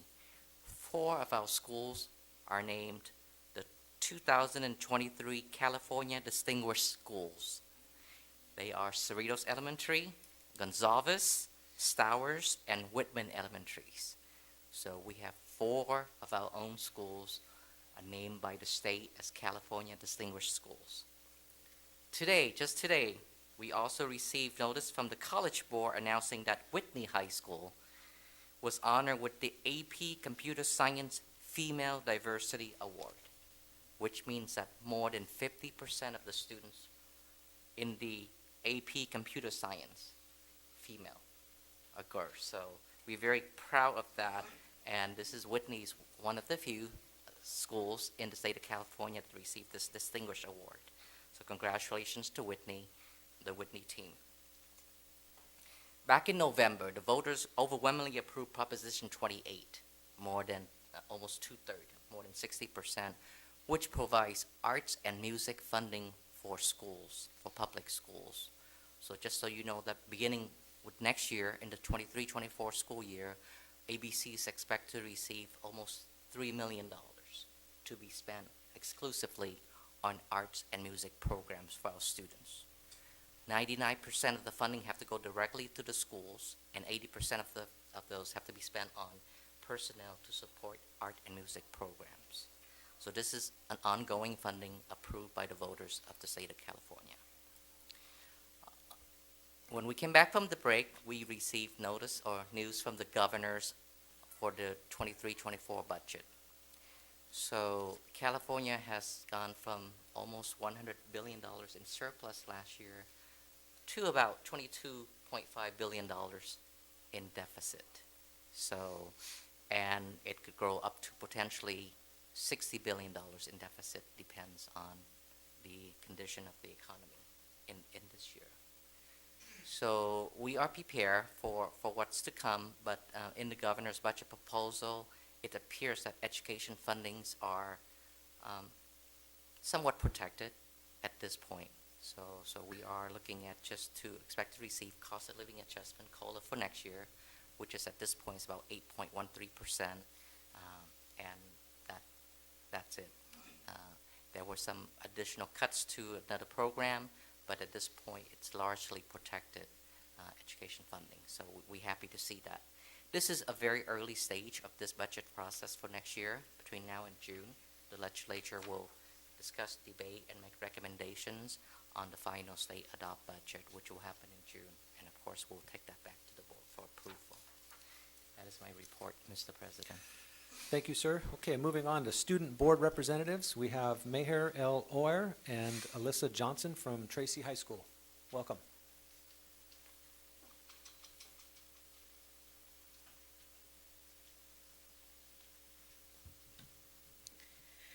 Good evening, President of the Board, Mr. Beach, Vice President, Ms. Say, Clerk of the Board, Mr. Nishii, distinguished board members, Interim Superintendent, Mr. Nguyen, and cabinet members. Good evening to everyone. My name is Alyssa Johnson. And my name is Meher Elaware. Designated a model continuation high school in 2018, Tracy is a small learning community that is unique in ABC with what we believe has many attractive advantages for some students. These include a much smaller class size that provides more opportunity for individualized instruction and attention to building healthy school relationships between teachers and students, a quarter system that allows for credit recovery, and a bell schedule that provides students an opportunity to either work or be dually enrolled in one of the local community colleges. Enrollment at Tracy is currently 216 students. Tracy is a school whose enrollment is primarily built on referrals from our sister comprehensive schools. It is a desire of our administrators and teachers to have students referred to us earlier rather than later so that they can help them get back on track to graduate on time.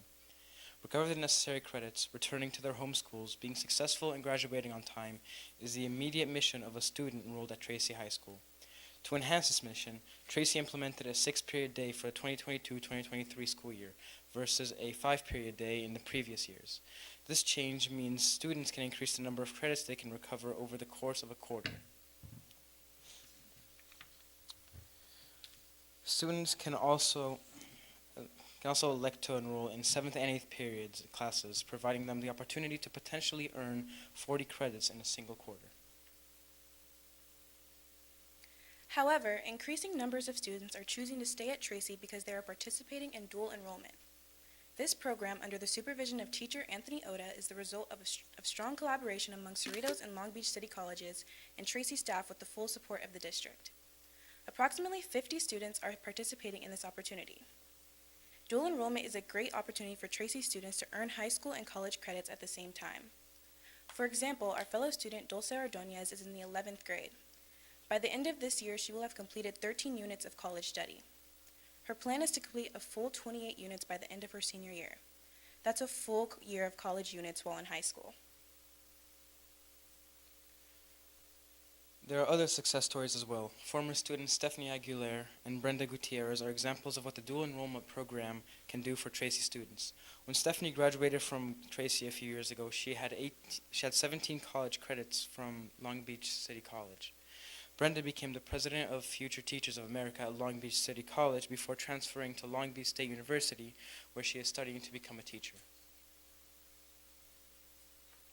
Campus life is flourishing this year. Tracy Red Cross, under the supervision of teacher Heather Calderon, and Peace Club, under the advisement of retired teacher Pat Alviso, each have 20 to 25 students who actively participated in Halloween and holiday spirit weeks, and multiple community events such as the beach cleanup in Seal Beach, serving Thanksgiving dinner to homeless veterans, a toy drive at Holy Family Church, and a hot chocolate and socks drive for the same homeless veterans. Both groups are planning more activities for the second semester that include the Red Cross Blood Drive and Peace Club's Teen Memorial, an annual event that honors teenage veterans killed in Iraq and Afghanistan. Staff and faculty demonstrate an importance of positive student recognition through Students of the Month, where every teacher nominates a student. Saint Spotlight showcases individual students with regard to personal achievements and talents and hobbies. Money Monday acknowledges perfect attendance for the previous week, and Saints Rewards tickets recognize the students who display the designated character traits of the month. This is also a WASC year for Tracy, with the official visitation scheduled for April 24th. Tracy's 2023 open house will be held on March 30th at 5:30 p.m. and will include barbecue and music in the quad prior to classroom visitations. Tracy's prom theme this year is Beauty and the Beast and will be held at the Grand Event Center in Long Beach on Friday, May 12th at 6 p.m. Grad Bash for our graduating seniors will once again be at Universal Studios on Friday, June 2nd, and graduation for our great class of 2023 will be on June 7th at 2 p.m. at Whitney High School.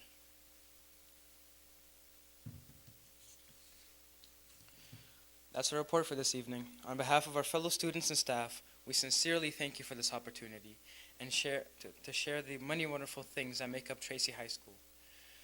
We invite you to come over to Tracy and feel a positive energy. Many thanks to everyone, and as always, go Saints.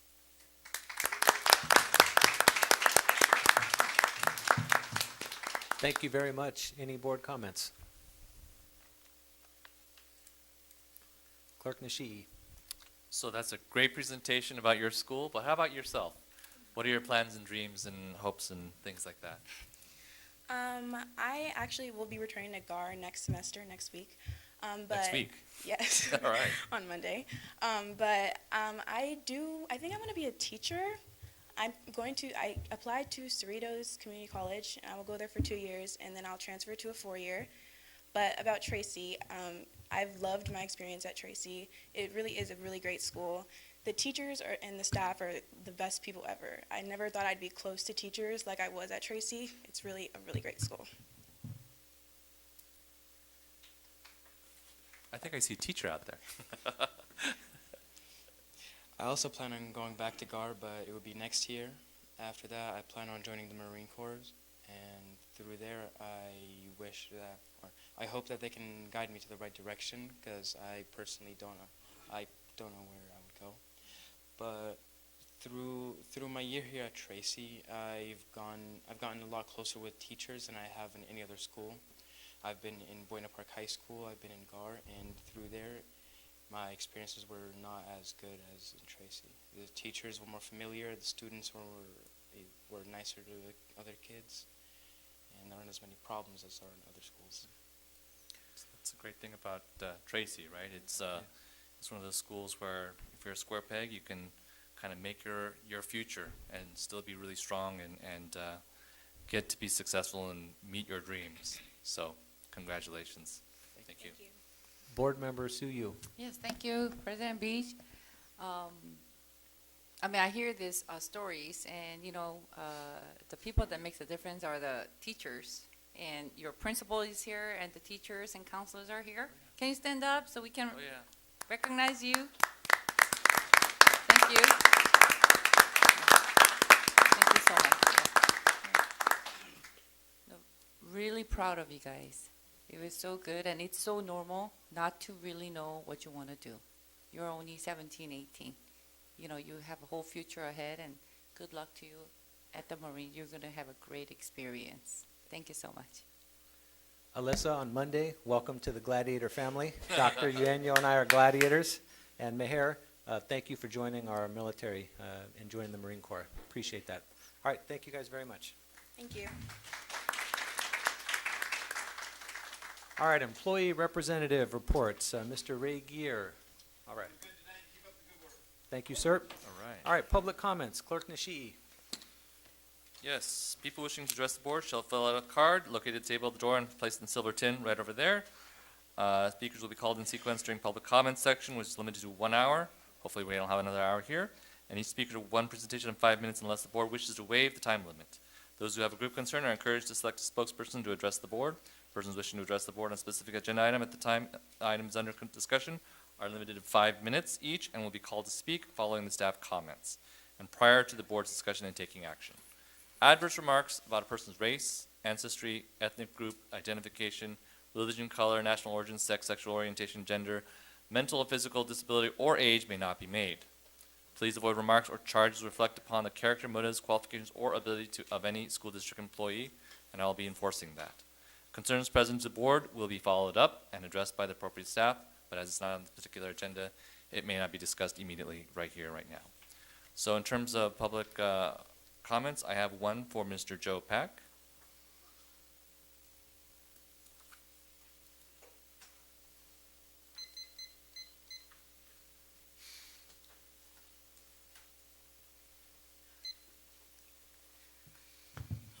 Good evening, Honorable President and Vice President and Clerk and board members and Superintendent.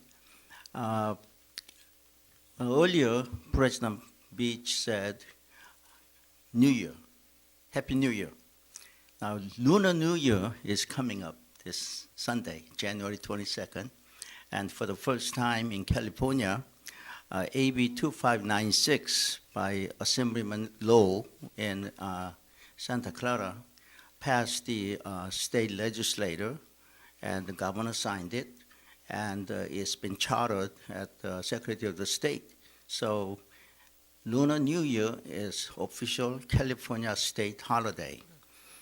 Just wanted to bring that up. Earlier also, during the swimming pool conversation, Vice President Chair mentioned about reaching out to Assemblywomen. I think a lot of people, even the city of Cerritos, flew up to Sacramento to have a meeting with Assemblywoman and Senator Archuleta and Senator Nguyen. And I just want to mention that because of the swimming pool came up, Assemblywoman, when she was going to Fullerton Union High School, they had a boys water polo team, but they did not have a girls water polo team. So what she had to do was join the boys water polo team, and she played with the boys on the water polo team. So I think, swimming, water polo, aquatic, she might be very much interested. I'm not saying instead of her, but I thought that came up. Now, I was going to wait until the page 6 at the bottom. There is a action item regarding resolution for Korean American Day. This might take a long time, so it's almost 9 o'clock. So I might as well just mention that here I brought the State Assembly Certificate of Recognition.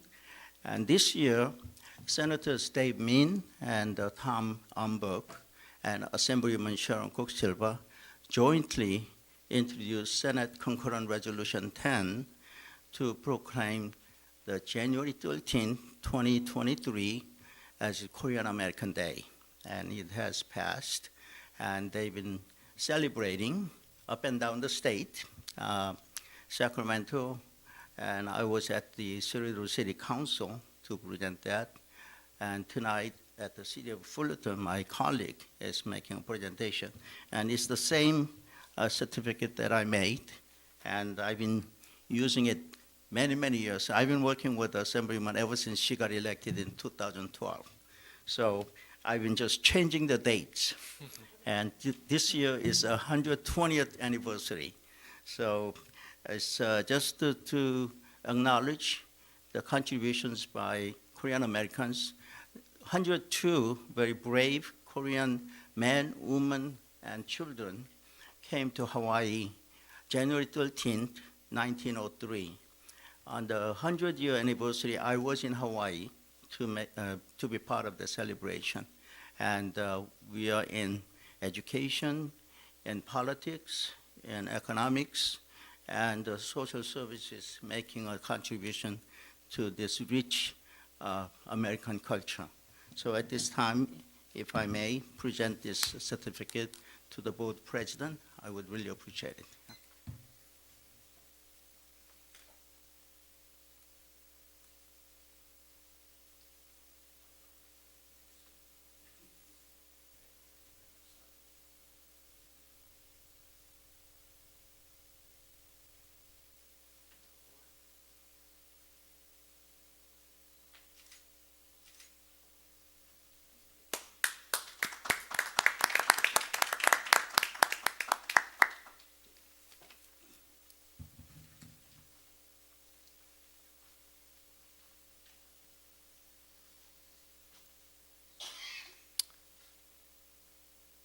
I see no further public comments. Thank you, Clerk Nishii. Moving on to the consent calendar. May I have a motion to approve the consent calendar? You had your second? Is there anyone that wishes to remove any item and consider it separately? Yes, I'd like to remove 3.1, 1 and 3.12, just for questions. Okay, let's take those questions now, please. Okay, regarding the contract with Tutor Zone. So how many times have we renewed this particular contract or improved it? When was the first time we actually had that contract? So on this board item, there's two specific items that we've brought them separately in the past. So it was for the SAT tutoring. And in the past, we have requested $18,000 for that, for the SAT tutoring. And in the past, we've also used Tutor Zone for our virtual tutoring that happened both in spring and summer. And that was for $81,396. Okay, thank you. And the second question is regarding the after-school program, education ACES program. Have we done any parent surveys regarding how well we're doing? So the ACES program is a specific type of funding source that we use to make sure that our Title I schools that have a high number of students of low socioeconomic backgrounds, excuse me, that they're able to provide free after school for all students on their campuses regardless of their status. So this particular board item is to apply for the grant to receive those additional funds, and we do bring that together under the umbrella of the ABC Excels program, which is our Extended Learning Opportunities program. We have done a survey of families about where we asked families to respond on how they felt about the program in terms of engagement and a welcoming environment.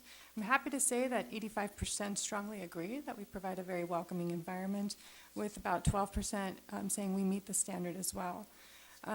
We asked about the physical and emotional safety of students during that time, and again, 82%, there's high ratings there as well. And we're looking at the effective supervision, 83%, building authentic and trusting relationships with students, we're at 82%, that they provide physical activity and healthy snacks for students, that's at 87%, and then the support of the staff at the school sites, and that's 84%. So we're continuously looking at this data to improve our programs. As you recall, in December, we had a lot of enrichment that was approved by the board that will be beginning this month.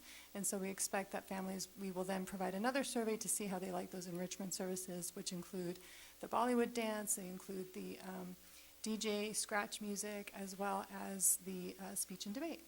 That's great. I've heard a lot of great things where you guys have been a lot more responsive to the parents, and the parents have responded to me and tell me that that's really good.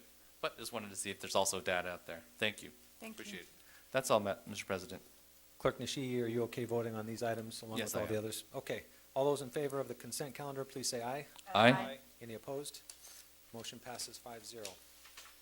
Action items, timed item to follow consent. May I have a motion to accept the district annual audit report and the Measure BB General Obligation Bond Audit Report for the year ending June 30, 2022? Motion to accept the annual. Mr. Nguyen, and the second? I'll second. Okay, Mr. Nguyen. Thank you, Board President Beach. Annually, as a legal requirement, the district is required to retain an independent external audit firm to examine out financial records and report back to the board. As you know, the fiscal year for the district begin on July 1st and end on June 30th. So after that, we close the books, as we call that, and of course, the external auditor would come in and audit our records and legally have to report to the board, to the county, and to the state their findings of the audit. On top of that, since we have Measure BB, also as a requirement of Proposition 39, they also need to do a separate audit on the Measure BB expenditure itself to ensure that the district is spending the Measure BB funds in accordance with the propositions BB that we have informed the voters. So Mr. Oscar Gonzalez is from the firm of Nigro. Nigro is here tonight to present the reports and his findings to the board. Mr. Gonzalez. Good afternoon to the board, cabinet, as well as community members. Again, my name is Oscar Gonzalez. I'm the audit manager with Nigro Audit Firm. So I will commence kind of giving briefly kind of the way the audit kind of plays out. I think a lot of people think it's just one visit. It actually takes about 3 visits during the course of the year. We actually have already commenced communication with the district. Within the upcoming 2 months, February or March, we'll be coming out to school sites, a selected sample, not all school sites, and we'll at that point test internal controls as they relate to attendance taking, as well as the ASBs. Subsequent to that, in the springs, we'll schedule a visit where we actually will come here to the district. At that point, what we'll do is we'll actually test internal controls as they relate to expenditures, cash receipts, and payroll as well. During that visit, we also will commence our compliance testing as it relates to state compliance. State compliance, there's some areas that are very straightforward. There are some areas that are more complex. I know you guys have mentioned one, which is ACES, which is one that we typically will look at during that visit as well. In addition with that visit, we will also start looking at single audits. So single audits related to federal programs, where the district gets money for programs such as Title I, Child Nutrition. We'll select the representative samples of federal programs that we have to test for single audit at that point as well. As Tuan has mentioned, during the fall visit, at that point, we'll come back out. At this point, the district has closed their financials. The board has approved the unaudited actuals. During that visit, we actually will audit your financials at that point. Of course, we're looking to make sure that the financials are fairly represented. The reason we say fairly represented is because we don't audit 100% of the information. We typically will audit a representative sample of transactions, so we kind of just indicate that they're fairly represented come June 30th, 2022. So I'll give you a brief rundown as it relates to the district report. Again, this is not the most intriguing or fun thing to read. So these are broken down to sections. And what I typically tell the reader is if you kind of want to see the oversight of the district, there is a financial section where you'll have what we refer to as the MD&A. Within that section, you'll have your basic financials. And of course, at the end of that, you'll have some notes as it relates to financials. So typically what I'll tell the reader is that's a good place to read and kind of look at if you're looking for a quick synopsis in terms of how the district stood come June 30th, 2022. Subsequent to that, you're going to have required supplementary information as well as other supplementary information. Those consist of notes and just schedules that are there to provide more detail into certain parts of the financials. Okay? And then after that, what typically is what the board and the committee is more kind of interested in are kind of the results of the audit.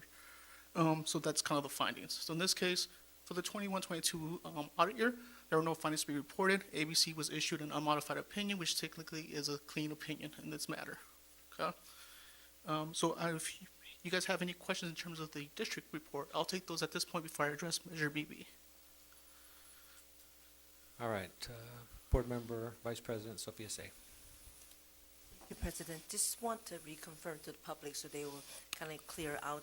Number one is, according what you just presented to us, so definitely from your, the final is, you stated Measure BB this is exactly where spend the money according to the voter approval. Correct. So when we come out to do the district audit in conjunction, we'll audit your Measure BB. In terms of Measure BB, what we look at is we'll test the representative sample of expenditures, and these we test them for internal controls, as well as making sure that these expenses are allowable based off the ballot language that the voters approved. In addition, what we'll do is we'll contact the district and we'll ask for a project listing or master plan, which kind of sometimes people refer to, in terms of those projects that the district has identified will be funded out of the measure during the course of the fiscal year. So when we look at these transactions, we make sure that they comply with the ballot language, as well as they are in line with the projects the district has identified that they would address during the course of the year. And also our committee also involved with that, our facility Yes. So the last word just kind of is reconfirmation that so far, the audit report is clear for what you Correct. presented So today. it was a clean audit for the district overall report as well as Measure BB. Thank you, sir. No problem. All right, Clerk Nishi, any public comment? I don't see any. Any more board discussion? Clerk. Just a real quick thing. So my understanding that inflation's kind of affected our budgets in terms of BB and our ability to complete all of these projects, including the I guess, interest. How much are we getting on interest on this? I would have to go back and look for you on that one, just because. Not a lot, though, right? No, just because, again, the report that I currently have, again, is just a snap time frame, which is June 30th. At this point in time, you've had about 7 months. Of course, a lot of what has to do with the impact of interest is as you use up the funds within Fund 21, you will not generate more interest. So, of course, that kind of depreciates as you use the funds to pay the ongoing progress of the projects. No, I understand how that Yeah. works, yeah. So, I mean, yeah, spend the money, you don't have the interest anymore to Correct. spend. Yes. But that would have probably helped some of the issues regarding the inflation rate and things like that. All right. And the audit committee has also been satisfied with all the reports and everything? I believe so, yes. Thank you. All right. No further questions. All right, seeing no more board comments, all those in favor, please say aye. Aye. Any opposed? Motion passes 5-0. 1.3A, may I have a motion to adopt Resolution 22-48 acknowledging January 2023 School Board Recognition Month? So, That was so a moved by Sophia. Probably easier. second by Dr. Yenyo. Any public comments? I don't see any. Any board discussion? Clerk Nishi. Yes, really quick, I'd like to make some small minor adjustments to the language because we can't do this without staff, and so I think staff should be part of this recognition as well.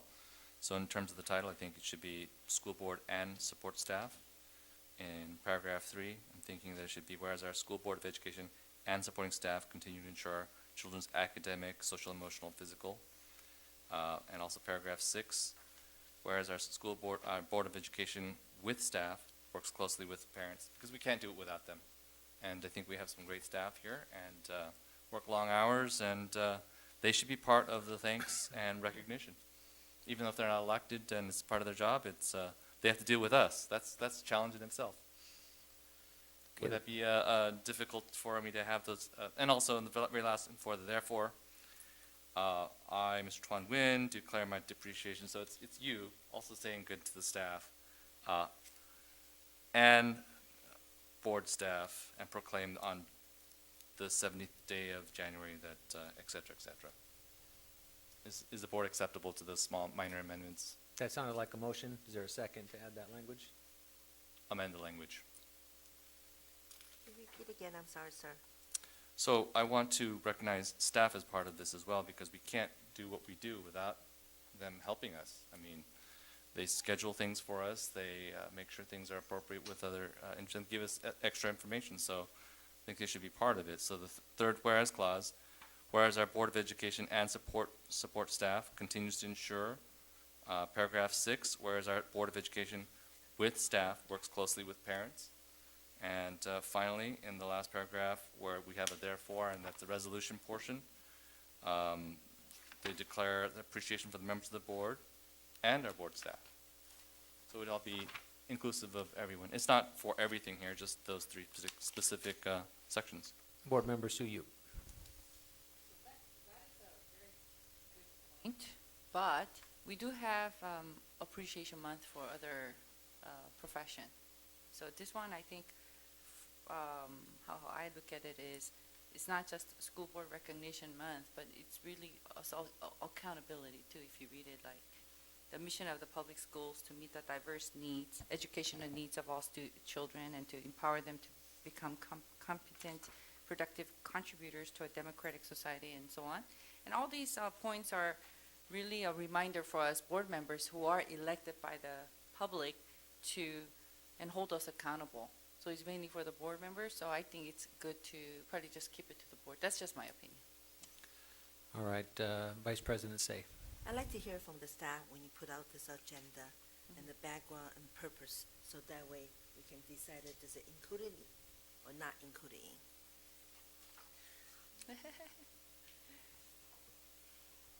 So it is, in this environment, it's very challenging Right. for you as board members and I'm speaking as an interim superintendent, to do what you do. So this really show from district employees our appreciation to you doing the work that you do. At times, it's not easy, right? Especially now. So we appreciate that, but we also appreciate the kindness that Mr. She's trying to do. So we appreciate the board and what you do, and it's not easy. Likewise. And I want to speak on behalf of all the employees in ABC for us to have this chance. It's not all glory, we all know that, but so thank you sincerely. So either way is okay with me on this resolution, but the whole point here is to appreciate the board. So thank you. Vice President Say. One more comment. I think that was the whole thing I asked, what was the purpose we put up this agenda out. So we stay in the focus. You know, I really appreciate Clerk Mr. Nishi has pointed this out, and I absolutely 100% support you. But however, the resolution is for School Board Recognition Month, so the focus really is according to the school board. So I think we're back to the original agenda, if you don't mind. Clerk Nishi. So I understand that. This is supposed to be for the board, but it's an iterative process, right? We, again, we take a lot of hits, but also staff takes a lot of hits along with us. And I didn't put it everywhere here because it's not warranted everywhere. I only specifically chose paragraphs 3, paragraph 6, and the ending resolution section where it would be specifically appropriate because obviously they're not, they're going to be strong advocates, but we're part of the other part of this. So that's why I think it doesn't take anything off of us to, when we're being thanked, to give it back, right? We're being recognized, we're resolving to say good to ourselves, but we should also recognize the other people that are there. I know there's other days for them, but some of those are for Admin Appreciation Day, some of those are for Superintendent's Day, maybe. There's no Superintendent's Day? What the heck? There's got to be one. So that's why I think it's something, the more you give, the more you receive. And that's why I feel that I'd like to continue with that particular sentiment to recognize people that sit next to us on the board, though they don't get to say anything, but they definitely help and they're part of our success. Any So. further board comments? I thought that was my last one, but I just had back Vice the question President. again. Thank you, President. I'm sorry for interrupting it. This is my final question to our interim superintendent. Do we have employee recognition day or celebration for our employee here? We have it in May, Employee Appreciation So we Days do. in May, yes. Okay, thank you. Is that it, Madam VP? Any additional comments? Is there a second to Clerk Nishii's language additions? All right, the motion dies. Voting on the initial board recognition resolution 2248. All those in favor, please say aye. Aye. Aye. Any opposed? Was that 5 ayes? I don't know if I heard everybody. Okay. I'm not necessarily voting on it because it's just, yeah, So, what, abstention? yes. Okay, four yes, 1 abstention. All right, moving on. 1.4A, may I have a motion to adopt Resolution 22-49 acknowledging January 13, 2023 as Korean American Day in recognition of the many contributions made by Korean Americans. May I have a motion? So moved, Nishi? Eugenio, second. All right, any public comments?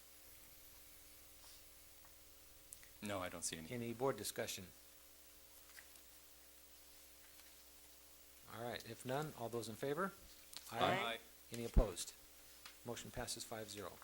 1.5A, may I have a motion to approve request to contract with consultant Nicole Miller and Associates, Inc. to conduct Title IX investigations for the 22-23 school year? Motion approved, Eugenio. Second by Sophia. Any public comments? I don't see any. Any board discussion? Clerk Nishii. What is the maximum that we have budgeted for this particular contract expense? I just see it $250 per hour.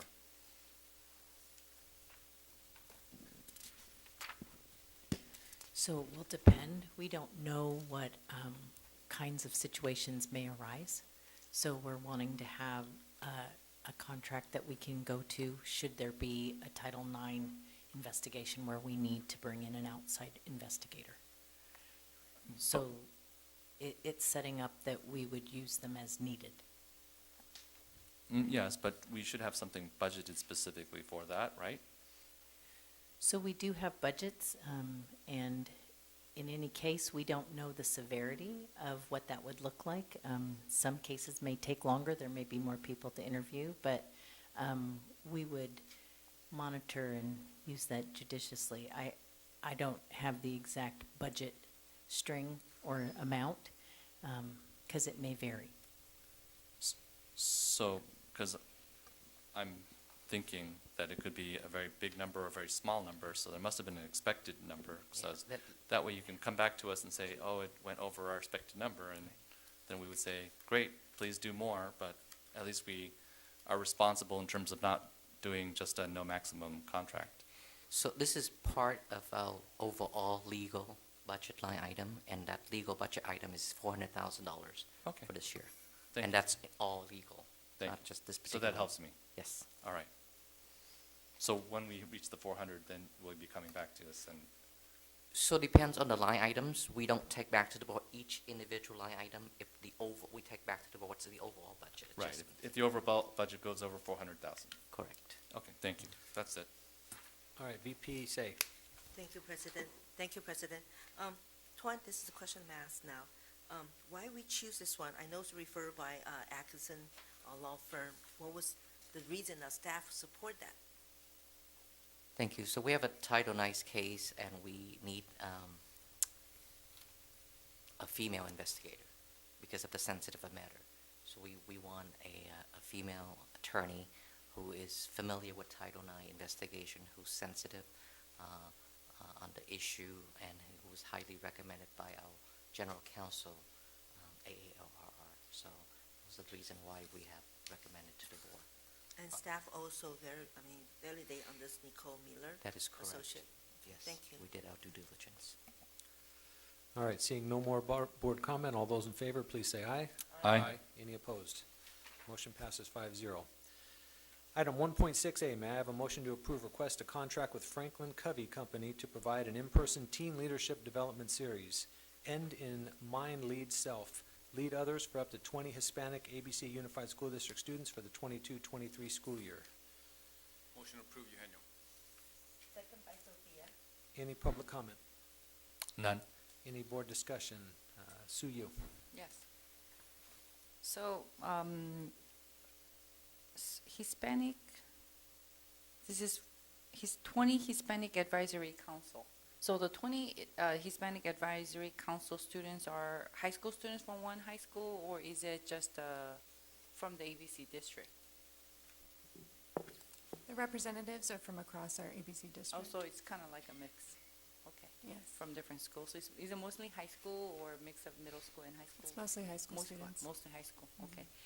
Just a question because it's a leadership conference, 2 sessions, total 8 hours, and the cost is $7,200. Yes. So that seems a lot. It seems like a So the pretty cost pricey. includes the purchase of the book. So this is a training directly on the 7 habits for successful teens. Yes. And so this is a book that we've used in our district before to make sure that we're providing support to our students on the best leadership skills. Some of the topics that will be covered is obviously to put first things first, begin with the end in mind, understanding before being understood. And so I think a lot of these, because Franklin Covey Education has been a very prominent and trusted provider of this educational leadership program. We also wanted to make sure that we had some high-level professional experts and speakers that came and interacted with our students. Per the board request, we vetted a number of different vendors, and so Franklin Covey came up to the top. And on average, for consultants, we generally pay about $3,500 a day, and the number of hours varies. So this is pretty much in line with the type of services we have received from other vendors as well.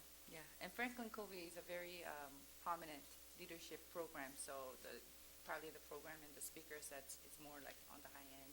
Right. Leadership training for the students. Okay, that's excellent. Okay, thank you. Thank you. Vice President Say. Thank you, President. You know, I'm looking here, I really like the staff focus on how to creating a safe, accepting, and uplifting the school community. This program strictly for Hispanic students as far as I'm looking at.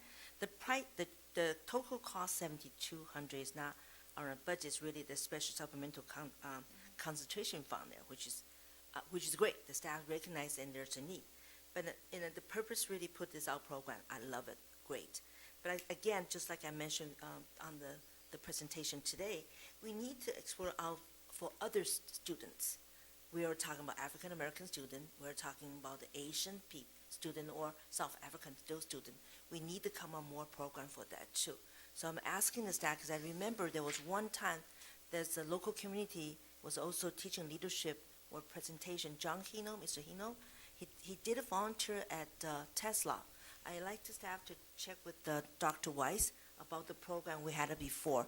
They'll be, oh, you're there. Remember John Hino did it? It was wonderful, not just only one races for all students, and I believe it was a positive outcome. There was no charge by him. Am I right, Dr. Rice? Yeah. So we need to look out that. There's so many programs out there that we can help all students, and that's our focus in here as an elected official. Yeah, go ahead, Carol. Thank you, Vice President Say. We do have a number of programs across the district. As you recall, we've adopted Project Optimism, and that is a mentorship program in the district that is available to all students, not just of a specific ethnicity or group. We have several of our secondary schools, including Tesla, Haskell, GAR, Artesia, I believe, had a form of Project Optimism. So there are several other programs. This is just one type of program that we decided to go with because this program is specifically to support, on behalf of our equity officer, our Hispanic, Latino, Latinx student circle. And so in order to make sure that we're supporting this specific group and this specific program, this is why we're asking for the board to adopt and approve this item. It's been here so many years as a board member, senior board member here, that I haven't heard the presentation. I do want to hear some other program and to the public, so let them know. Otherwise, parents feel like we just only focus on one races in here. And I think, as we all know, we really needs help, and we need to put more energy in that, but we have to also consider other things too. I'll be really appreciate. I think Dr. Weiss knows exactly what I'm talking about. Thank you, though. I appreciate Dr. Hill. Thank you. All right, seeing no other comments, all those in favor, please say aye. Aye. Aye. Any opposed? Motion passes 5-0. 1.7A, may I have a motion to approve revised board policy and administrative regulation 6142.7, physical education requirements? So moved by Sophia. Eugenio, second. Dr. Zietlow. Good evening. Tonight we're going to be having our team from Academic Services do some review for you on the changes that have been made to the physical education requirements. The last review of this policy was in 2012, and so we made a number of updates, and so I'll turn this over to Dr. Wise and Ms. Rios to walk us through. Good evening, Board President Beach, Vice President Say, Clerk Nishi, and distinguished members of the board, to our interim superintendent, Tuan Nguyen, and members of our superintendent's cabinet. I'm here tonight with Audrey Rios. She is our district program specialist, and we're here to discuss recommendations to revise board policy and administrative regulations 6142.7, physical education. This recommendation presented tonight is based on the recommendation of the California Board Association and California Ed Code. The Legislative Board and Advisory Committee met on October the 26th to ensure compliance with the application of Ed Code requirements, and these recommendations that were brought before ABC Board of Education for your consideration and approval. Audrey is going to talk a little bit more about the actual regulations and changes. Good evening. In terms of physical education, we propose updates to the following board policy and administrative regulation to ensure compliance with current law. These updates include language to support inclusion in our physical education classes, expanding the statement of non-discrimination to include gender expression, sexual orientation, mental and physical disability, whereas our current board policy only states gender. Additionally, physical education instructional time is mandated by the state, meaning that students will be provided no less than 200 minutes each 10 days of school in elementary, and not less than 400 minutes each 10 days of school in grades 7 through 12. The state has limits in the exemptions that are allowed for physical education, and so we have updated the language to reflect Ed Code and CSBA recommendations in the area of those exclusions.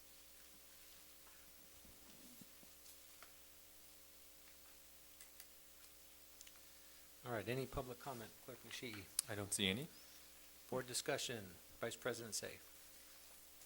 Well, I do want to support this one because I know our lawyer, which is our board, Mr. Nishii is in that team, so he asked a lot of questions and he has been cleared it out a lot for you folks, so I have no question about that. Only have concern one of the things, online students. You know, we all worry about obesity, blood pressure, and we talk cholesterol level on the students, some of the kids at home. What do we do to those students and what kind of program we have for them? For this, not come to, okay, I'm sorry, Carol, go ahead. Thank you. Thank you for the question. Yeah, we still do provide, as required by law, we provide the instructional minutes appropriate for physical education even to our online students. Some of that comes in the form of an online program. Some of that comes in the form of teachers providing support to students. Our virtual academy has a full-time physical education teacher that does provide exercises and guidance to our students, even through the online environment. So we do provide a lot of, to meet the requirements, not only for our CDE requirements, but also because we know it's important for a healthy lifestyle for even those students who are working virtually from home to continue with their physical activity. I really appreciate you, Carol, Dr. Carol. You always know, I mean, being this position not too long, and you are, I mean, manage very well and know all the ins and bits, and I really sincerely appreciate wonderful job that you have been doing with us. Thank you. Any other board comments?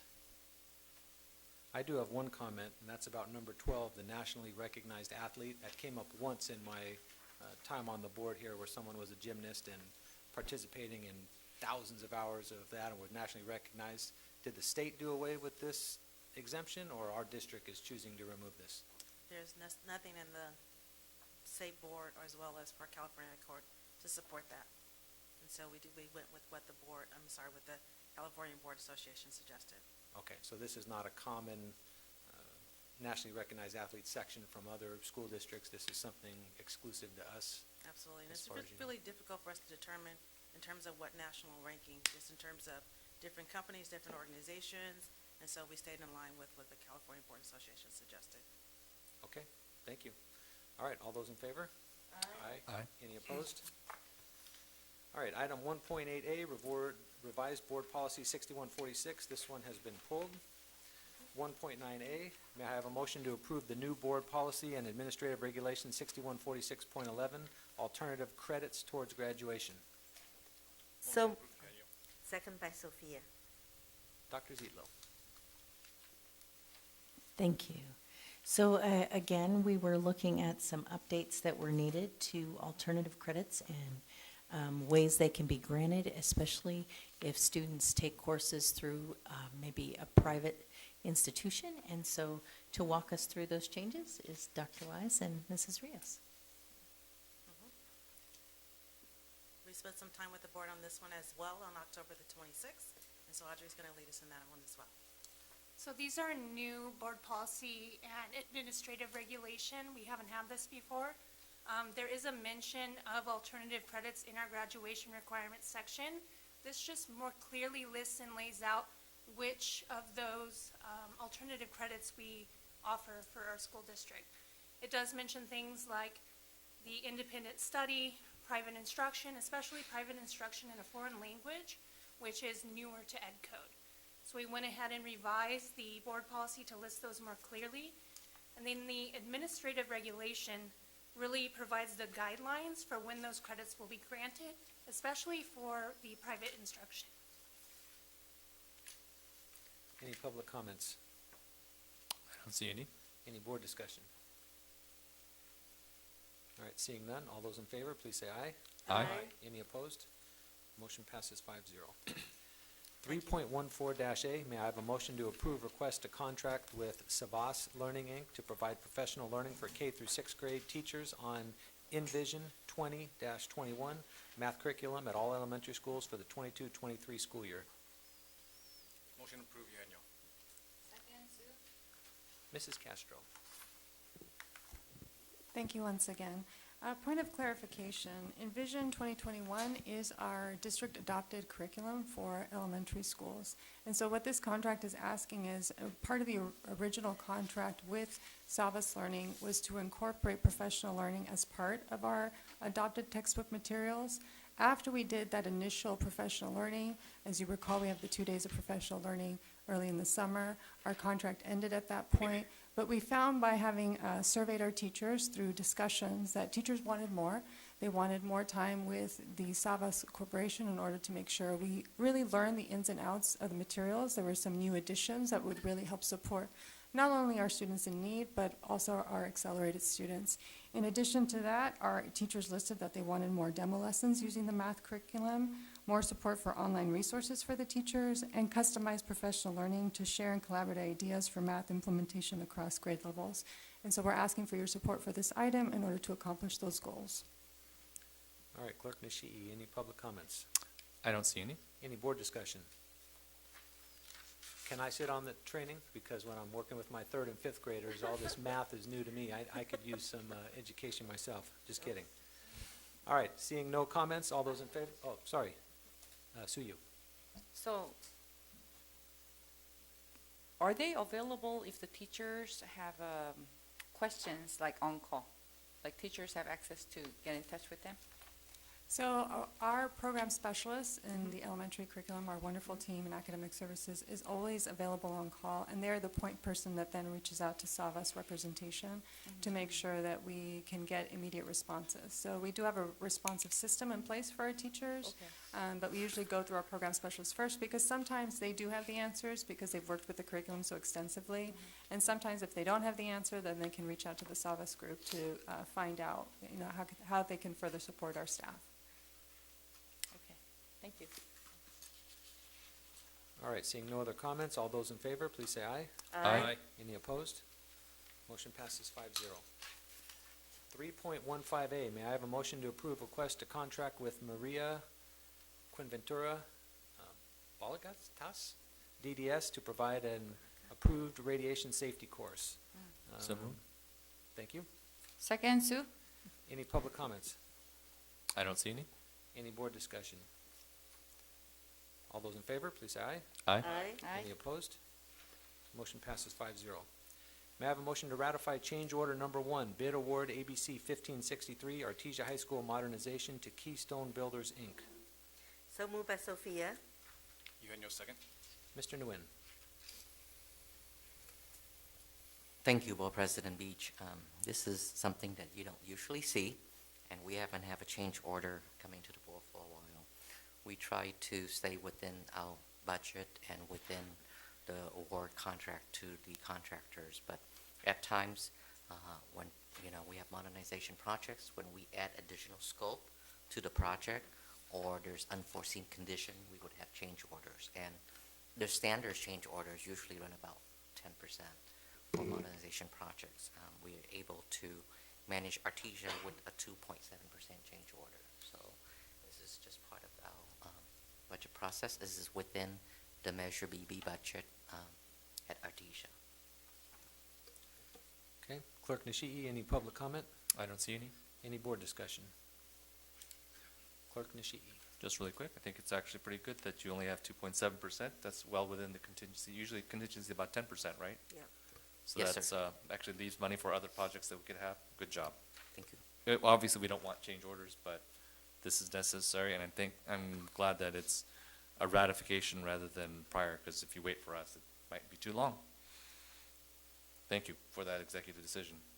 Thank you. Just so you know that the process for change is always going to be ratification because that's the board Right. is part of the process. We have to make the decision immediately. Thank you.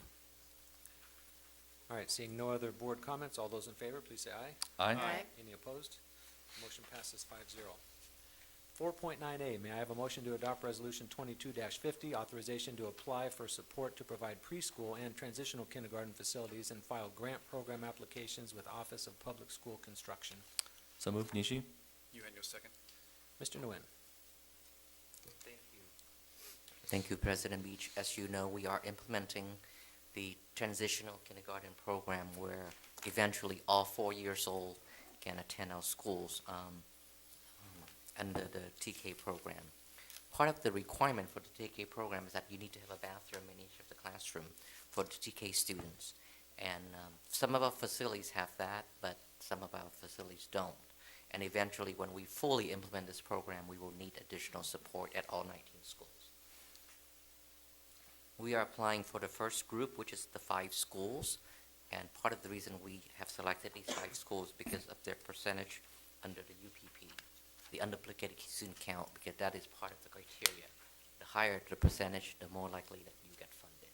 So, but eventually we will hope to apply for all 19 schools. So the recommendations to the board is to approve the application for the TK facility grant, and potentially, if funded, we can bring in about up to $3 million. All right, Clerk Nishii, any public comment? I don't see any. Board discussion? Vice President Say. Since we have so much money we're talking about for the TK and kindergarten, well, we're also just talk about the total sense of the student has been dropped, and in the future we might have to do something else, wait for demography, a report come back. So we need to just move a little slow one school to another school, then wait until we get the report from demography, because otherwise you spend money on all the school, we don't know which one or possibility will consolidate it. Then we are put so much money on the all school, and what's gonna happen when we decided one. I mean, not say this school gonna be, one of them gonna be closed, but Thank you for the question. economic-wise, Right. And that applies to everything we do at all of our schools. We have to move forward until the board makes the decision on school consolidation. Number one. Number two, by the time this grant gets funded, we wait into 24-25. So we will have time at that point to move forward the grant or not. Okay. So the timing works out good because unfortunately, it's part of the governor's budget proposals to defer this funding for the TK facility into 24-25. So if that's something we need to advocate for, we will do that. But we're looking at 24-25. I appreciate it, thank you. Clerk Nishii. Yes, I think that's something that CSBA has been actually asking for, to get facilities, the capital facilities, not just mandated, but also give us some funds for that. But I do have a question regarding this. So if we get a grant for one of these schools and we eventually consolidate that particular school, can that monies be transferred over? We have to apply to the state because it is school specific. It is So school we would, specific, so they yes. may or may not let us do that. And the other question is, like, I know that some of the schools, Leal and Cerritos, they definitely have specific, I don't even know if some of the schools actually have a pre-K, but they will have to have one. And they may not have the facilities either. How, if it's based upon this unduplicated pupil count, how do we plan on getting a grant for them? So this is just the priority by the state. Eventually, we are hoping that they will fully fund this program and provide funding for all schools with facility needs. If not, there's 2 options, right? You can always have a waiver. We can meet compliance by, unfortunately, have to spend local funds. So part of the modernization at that time will have to include bathrooms and facilities. Got it. So Yes. for the Cerritos and those schools that don't qualify under this particular program, they may have to take it out of their specific school budget for that. Correct. They don't qualify at this point, but eventually they are funding it by phase. So this is phase 2 of many phases. So hopefully. So the my state job will- as CSBA is to get that money. That is correct. All Yes, right, sir. mission, we can do it. We can do it. Just, I had a question, so that's what I was. All right, no further questions from me. Board Member Suyu. Yeah.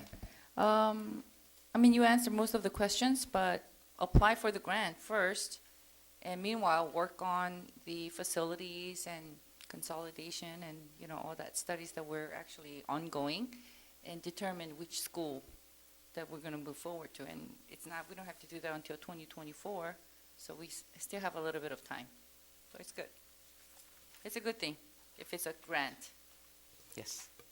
That's all. Thank you. Thank you, Sue. I have a couple questions and comments. I noticed that we listed the 5 schools here that have the highest FRPM percentage.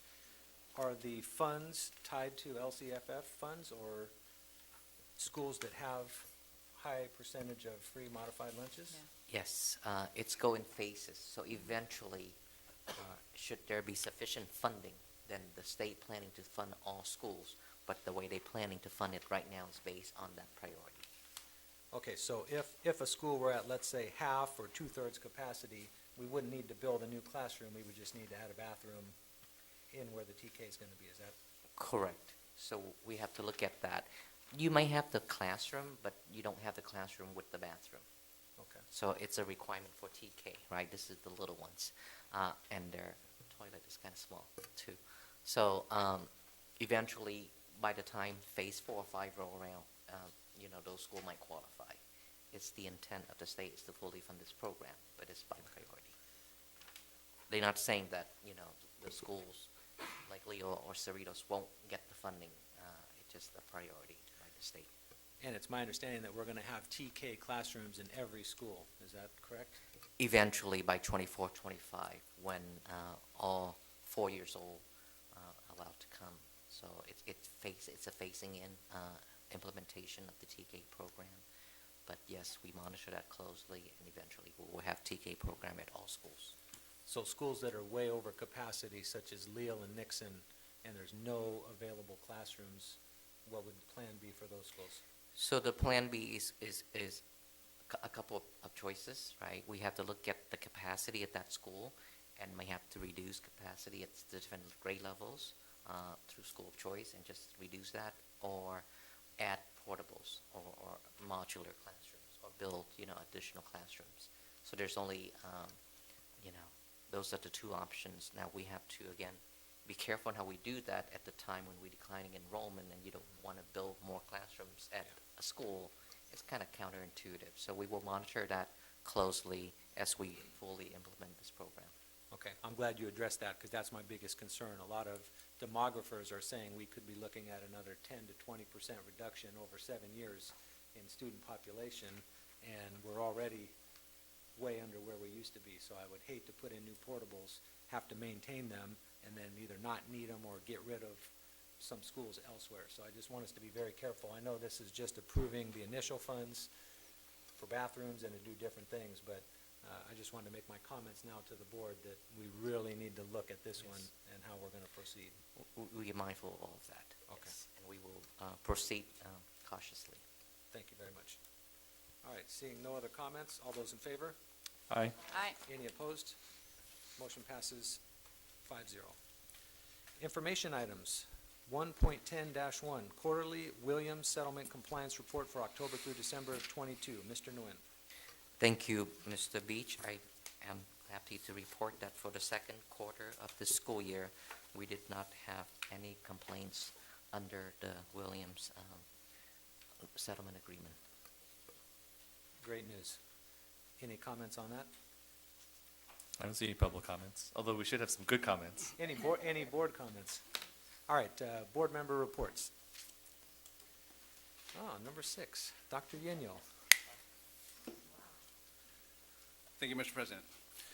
Welcome back, everyone, and Happy New Year. I hope you all enjoyed and had a restful holiday season. This weekend marks yet another new year, the Chinese New Year.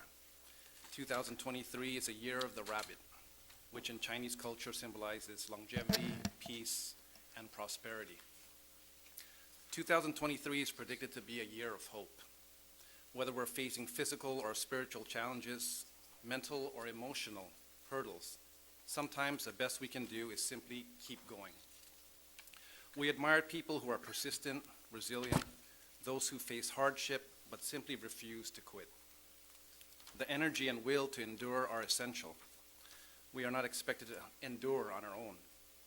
We all need love, support, wisdom, and encouragement from others. Most of all, we need the Lord Jesus Christ and his strengthening, sustaining influence. Hope helps us look beyond our current struggles. Hope gives us confidence beyond our own, empowering us to press forward to a future that's even better than we can imagine. When we take time to pause and reflect, stand and stretch, we also prepare for what's ahead. This allows us to embrace the future with confidence and hope. We don't know what the future will bring, but we do know that mixed in with periods of relative peace and calm, there will be inevitable storms and troubles. The question is not whether your life will be happy or sad, sweet or bitter. Every life has some of both, sometimes in the same day, or even the same instant. By reflecting in the moment, you can see a little better. You can reflect on where you've been and look ahead at what's still to come. It is my hope for all of you that you will have a year filled with good health, peace, and prosperity, the year of the rabbit. May God bless you all and keep you well. Mr. President. Thank you, Dr. Yenyo. Vice President Say. It's going to be quite a little bit of report because it was busy the last Christmas season. Our school has so much event and the student has so much presentation. I really appreciate the year of the 2022 and the staff working so hard, the school teacher, principal, and the staff and our union members, brothers and sisters working very hard for those days. Well, I'm just go by what I have reading here. The first attending the Leo Winter Showcase on December 21st. It was great. I took my grandson with me. I mean, all the event, I think most of them, I took my 2.5 years old grandson Lucas went with me, and he enjoyed every single one. He would sit there, including the employee Christmas party. So that was the first one, Leo. Following the Leo, I attend the ABC employee Christmas party. I think that was December the 21st. And thank you to staff, and I really appreciate, and we have great program, and the student also came to do some showing to our staff, for our staff. And so I bring, peanuts at that day. That was a good one, but it's supposed to go along with a beer, but I definitely can't not. So, but the staff go with the orange juice, and many staff enjoy that. But I do want to say thank you so much for your support the past years. So I also attending, let me try to find slowly, WORS too. And they had a really great Christmas show presented by the students. And December the 17th, did attending Assembly Member Sharon Quicksilver's reorganization and present at the Bruno Park. Let me see, that was a lot. The Hawaiian Gonzalez WORS I attended. And gosh. Sorry about Nemus, attending December 22nd for the holiday caroling and band performance. Sorry, President, I have to think. In Gar High School, I think board president did about the Gar High performance, the band performance at the Winnie High School. It was a great show too.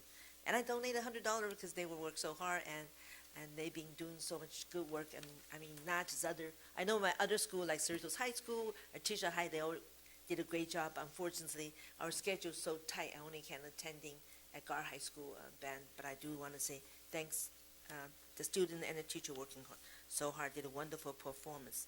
And the last part, attending a couple of local things. I attended the Buddha Club, invited me as a board to kind of share with their religions. And also attending the Chinese Senior Center on December the 20th. And same day attending a ABCUSD board meeting regarding the current, what board member they have, and what is the focus, what is the goal they are going to the 2023. And I'm so glad our board member Nishi is a part of the member now.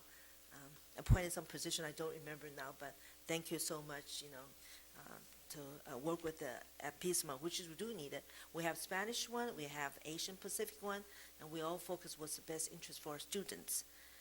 I think that's pretty much what I've been attending during the Christmas time. Thank you so much.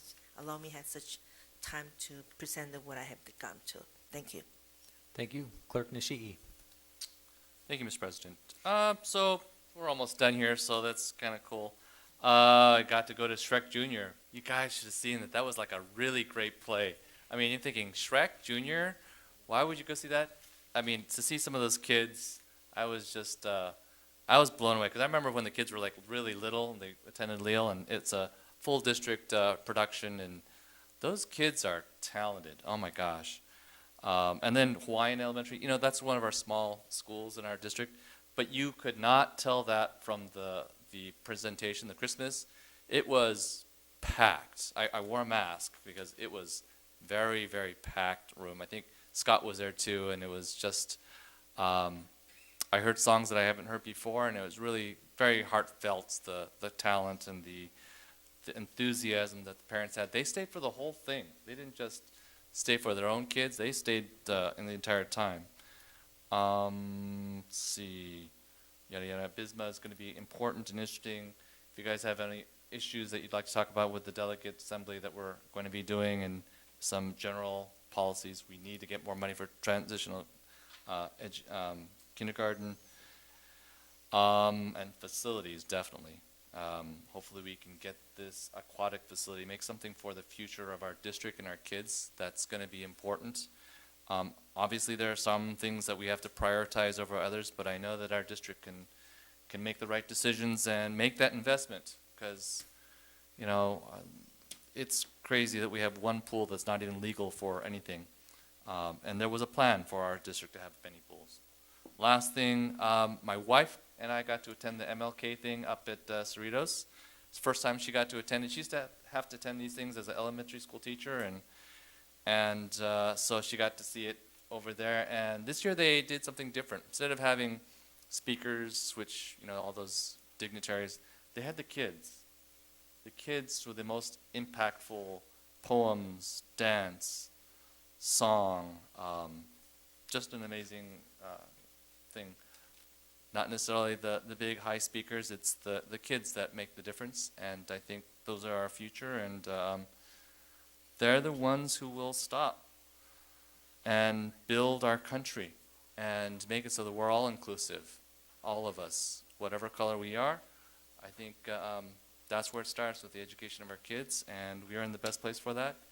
And for that, Mr. President, thank you, and good night. Thank you. Board Member Suyu. Thank you, Mr. President Beach. We're going to end before 10. January 13, 1903, 102 Koreans immigrated to America, landed in Hawaii and California. That's 120 years. Next year will be 50 years that I and my family have immigrated from Korea. That's when I was 8 years old. So you know how old I am. And the first Koreans came in 1903, and they were freedom fighters. They were revolutionaries fighting for freedom. Korea was under the, it was a colony of Japan. They were enslaved, and they came to America, and without the first Koreans, I would not be here, because they're the ones who fought and funded the revolutionary. And it is America, land of freedom and opportunity, that made this possible. And during the winter break, my mom was in ICU, and we were all preparing to send her to heaven, and gathered all the children and called all my nephews to say your last words to grandma. And as I shared, I was thinking about her life, and she immigrated when she was 36 years old as an immigrant, not knowing the language, and she still does not drive, no driver license. Can you imagine living in California without driver license and not speaking English? And how she persevered and sacrificed as an immigrant, working in the sewing factories and so forth, raising 4 girls, putting them through college, and the sacrifice of immigrants, doing those jobs. And today, the migrant education was very dear to my heart, because, wow, we have come a long way, providing so much more programs and education opportunities for the students compared to 50 years ago when I was growing up in LA. And it's America. And I always, these days, I really appreciate the Declaration of Independence. We hold these truths to be self-evident, that all men are created equal that they are endowed by their Creator with certain unalienable rights, that among these are life, liberty, and the pursuit of happiness, that to secure these rights, governments are instituted among men, deriving their just powers from the consent of the governed, that whenever any form of government becomes destruction of these ends, it is the right of the people to alter or to abolish it, and to institute a new government, laying its foundation on such principles and organizing its powers in such form. Wow. And I really appreciate, as I think about the immigrant experience of Korean Americans, how we came from nothing. Korea, after World War II, was at the bottom. It was at the bottom. And everyone who immigrated came with nothing, very poor. But it was this country, that made it possible for us to accomplish our dream, because this is the greatest nation. And I'm proud to be American and to be where I am. And my mom, she lived a good life. She's so happy and content. She's so ready to go, And she's so blessed that all, her girls have a house. So she's so happy. Just simple things. People are so content. But it was the freedom that we have in this country that allowed us to accomplish all this as an immigrant. So thank you. That is all, President. Sue, thank you very much for your comments, but you jinxed us when you said we were going to be done by 10 p.m. because as soon as you said that, Sophie and Ernie double tapped their buttons. So, Board Member Sophia Say. I do want to make one recommendation. Is next board meeting, I just wish we have a dragon dance or lion dance for celebrating Chinese Lunar Year. Normally today we have the celebration of. Usually on today's day, actually the meeting, the end of the before New Year Day, Chinese New Year Day, we'll have a dragon dance, and we have some kind of hongbao red envelope. It's bringing a good luck to our district. I think we need that. So I hope our interim superintendent can set it up for the next board meeting. I'll be really appreciated. Thank you, Board President. Clerk Nishi. Really quick, I wanted to recognize a former school board member out here. Without this school board member, all of our immigrant experiences would not be as relevant, because he was a trailblazer. He was one of the first to be on the school board and the foundation of a lot of the institutions we have here. And he's in the audience right now, and just wanted to recognize him. That's the only purpose of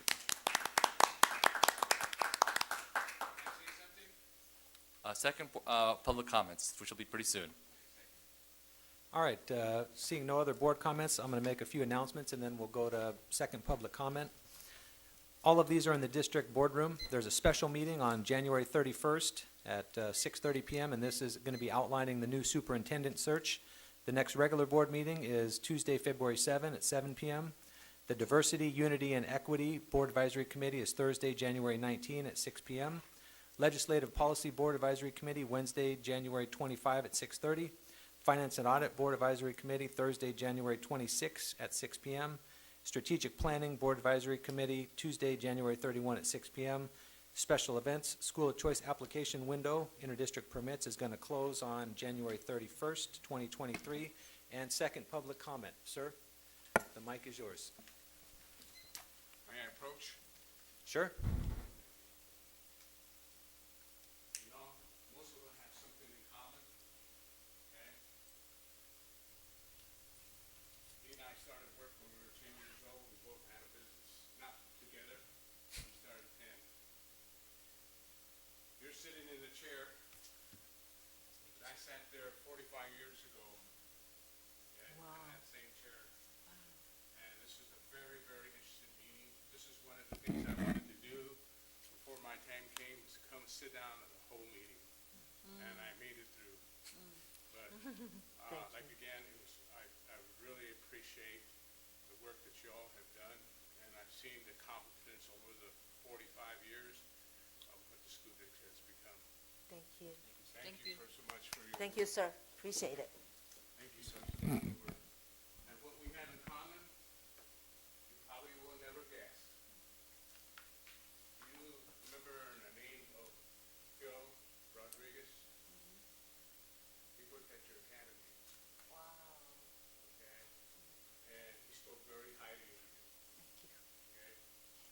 so much for the opportunity. You guys have a great night. Thank you, sir. Take care.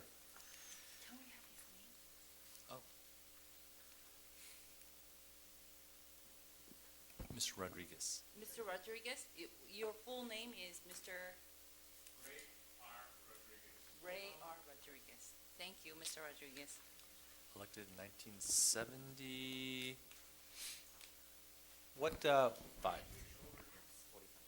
What years did you serve, sir?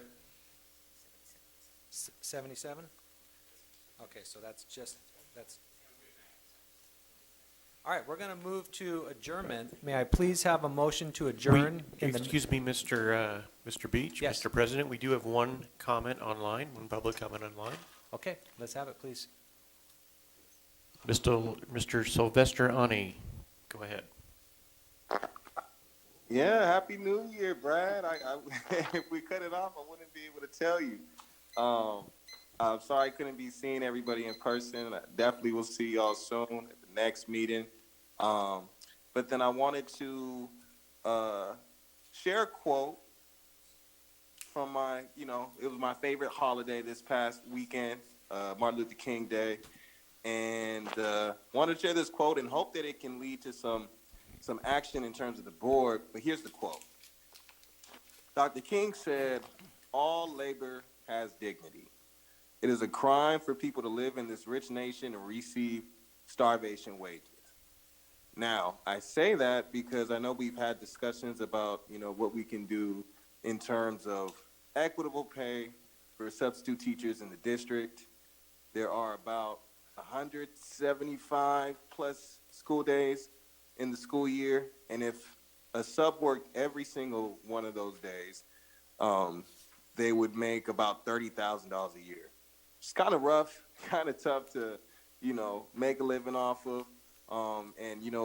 Subs are a very important part of what makes, schools run, because teachers aren't in school every single day, and they're a vital and important part of the ecosystem to make sure that the students are still receiving an education, a quality education, even when their teachers aren't in class. So it would be great if that would be something that we could get on the agenda soon, as well as with Black History Month coming up. It'd be also great if we could potentially get Dr. King's book, Where Do We Go From Here? Chaos or Community, to show some, different sides of Dr. King. He advocated for economic redistribution, and if we had just a more holistic sense of his life and his legacy as a person, I think it'd be a real great honor and respect to just, widen the scope of the, discussions that we have about his life, and then also bring some of that equity that he was talking about in terms of wages, so that people can be their best selves and, in their professions and in their jobs. So You have 3 minutes, thank sir. you all. See you all soon. Have a good night. It's 10:01, so go ahead and log off. Thank you, sir. Mr. Smith, any further comments? No, sir. All right, my board colleagues might have recognized in the agenda report at the end, there's an adjournment in the memory of Bruce Earl Young, former ABCUSD board member, 1970 to 1976. I thought it'd be prudent to put his name actually in the agenda report that we can send to his family. And I'd like to have a motion to adjourn in the memory of Mr. Bruce Earl Young, former ABC Unified School District board member. So moved by Sophia. Mr. Young was a public servant, politician, sports enthusiast, friend, father, and husband. His political service began when his eldest daughter was born, wanting to have a hand in shaping public education. Bruce was elected to the AB School Board in 1970 and was an active member through 1976 when he ran for the California State Assembly representing the 63rd District. Bruce was a passionate politician and thrived in serving the community that elected him. After retiring from the legislature, Bruce left Southern California for Sacramento to become a lobbyist in the capital. His charm, sharp wit, command of the English language, and keen sense of humor will always be remembered and appreciated. Bruce is survived by his wife, Diane Johnson, and her daughters, Caitlin and Kimberly, his children, Tracy Wells, Jeremy, Christian, and Cameron Young, his grandson, Jackson Wells, and his beloved hound, Miles. Sir, we adjourn in your memory. Tomorrow in Sacramento, there will be memorial services for him, And just want to thank you for your service to our district. Meeting adjourned.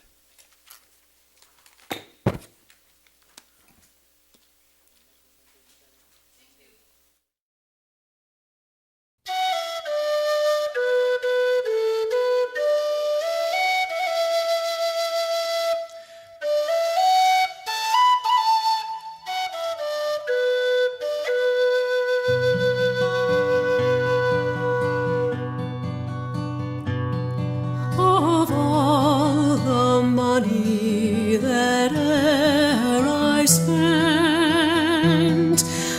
spent it in good company, and of all the harm that e'er I've done, alas, it was to none but me. And all I've done for want of wit to memory I can't recall. So fill to me the parting glass.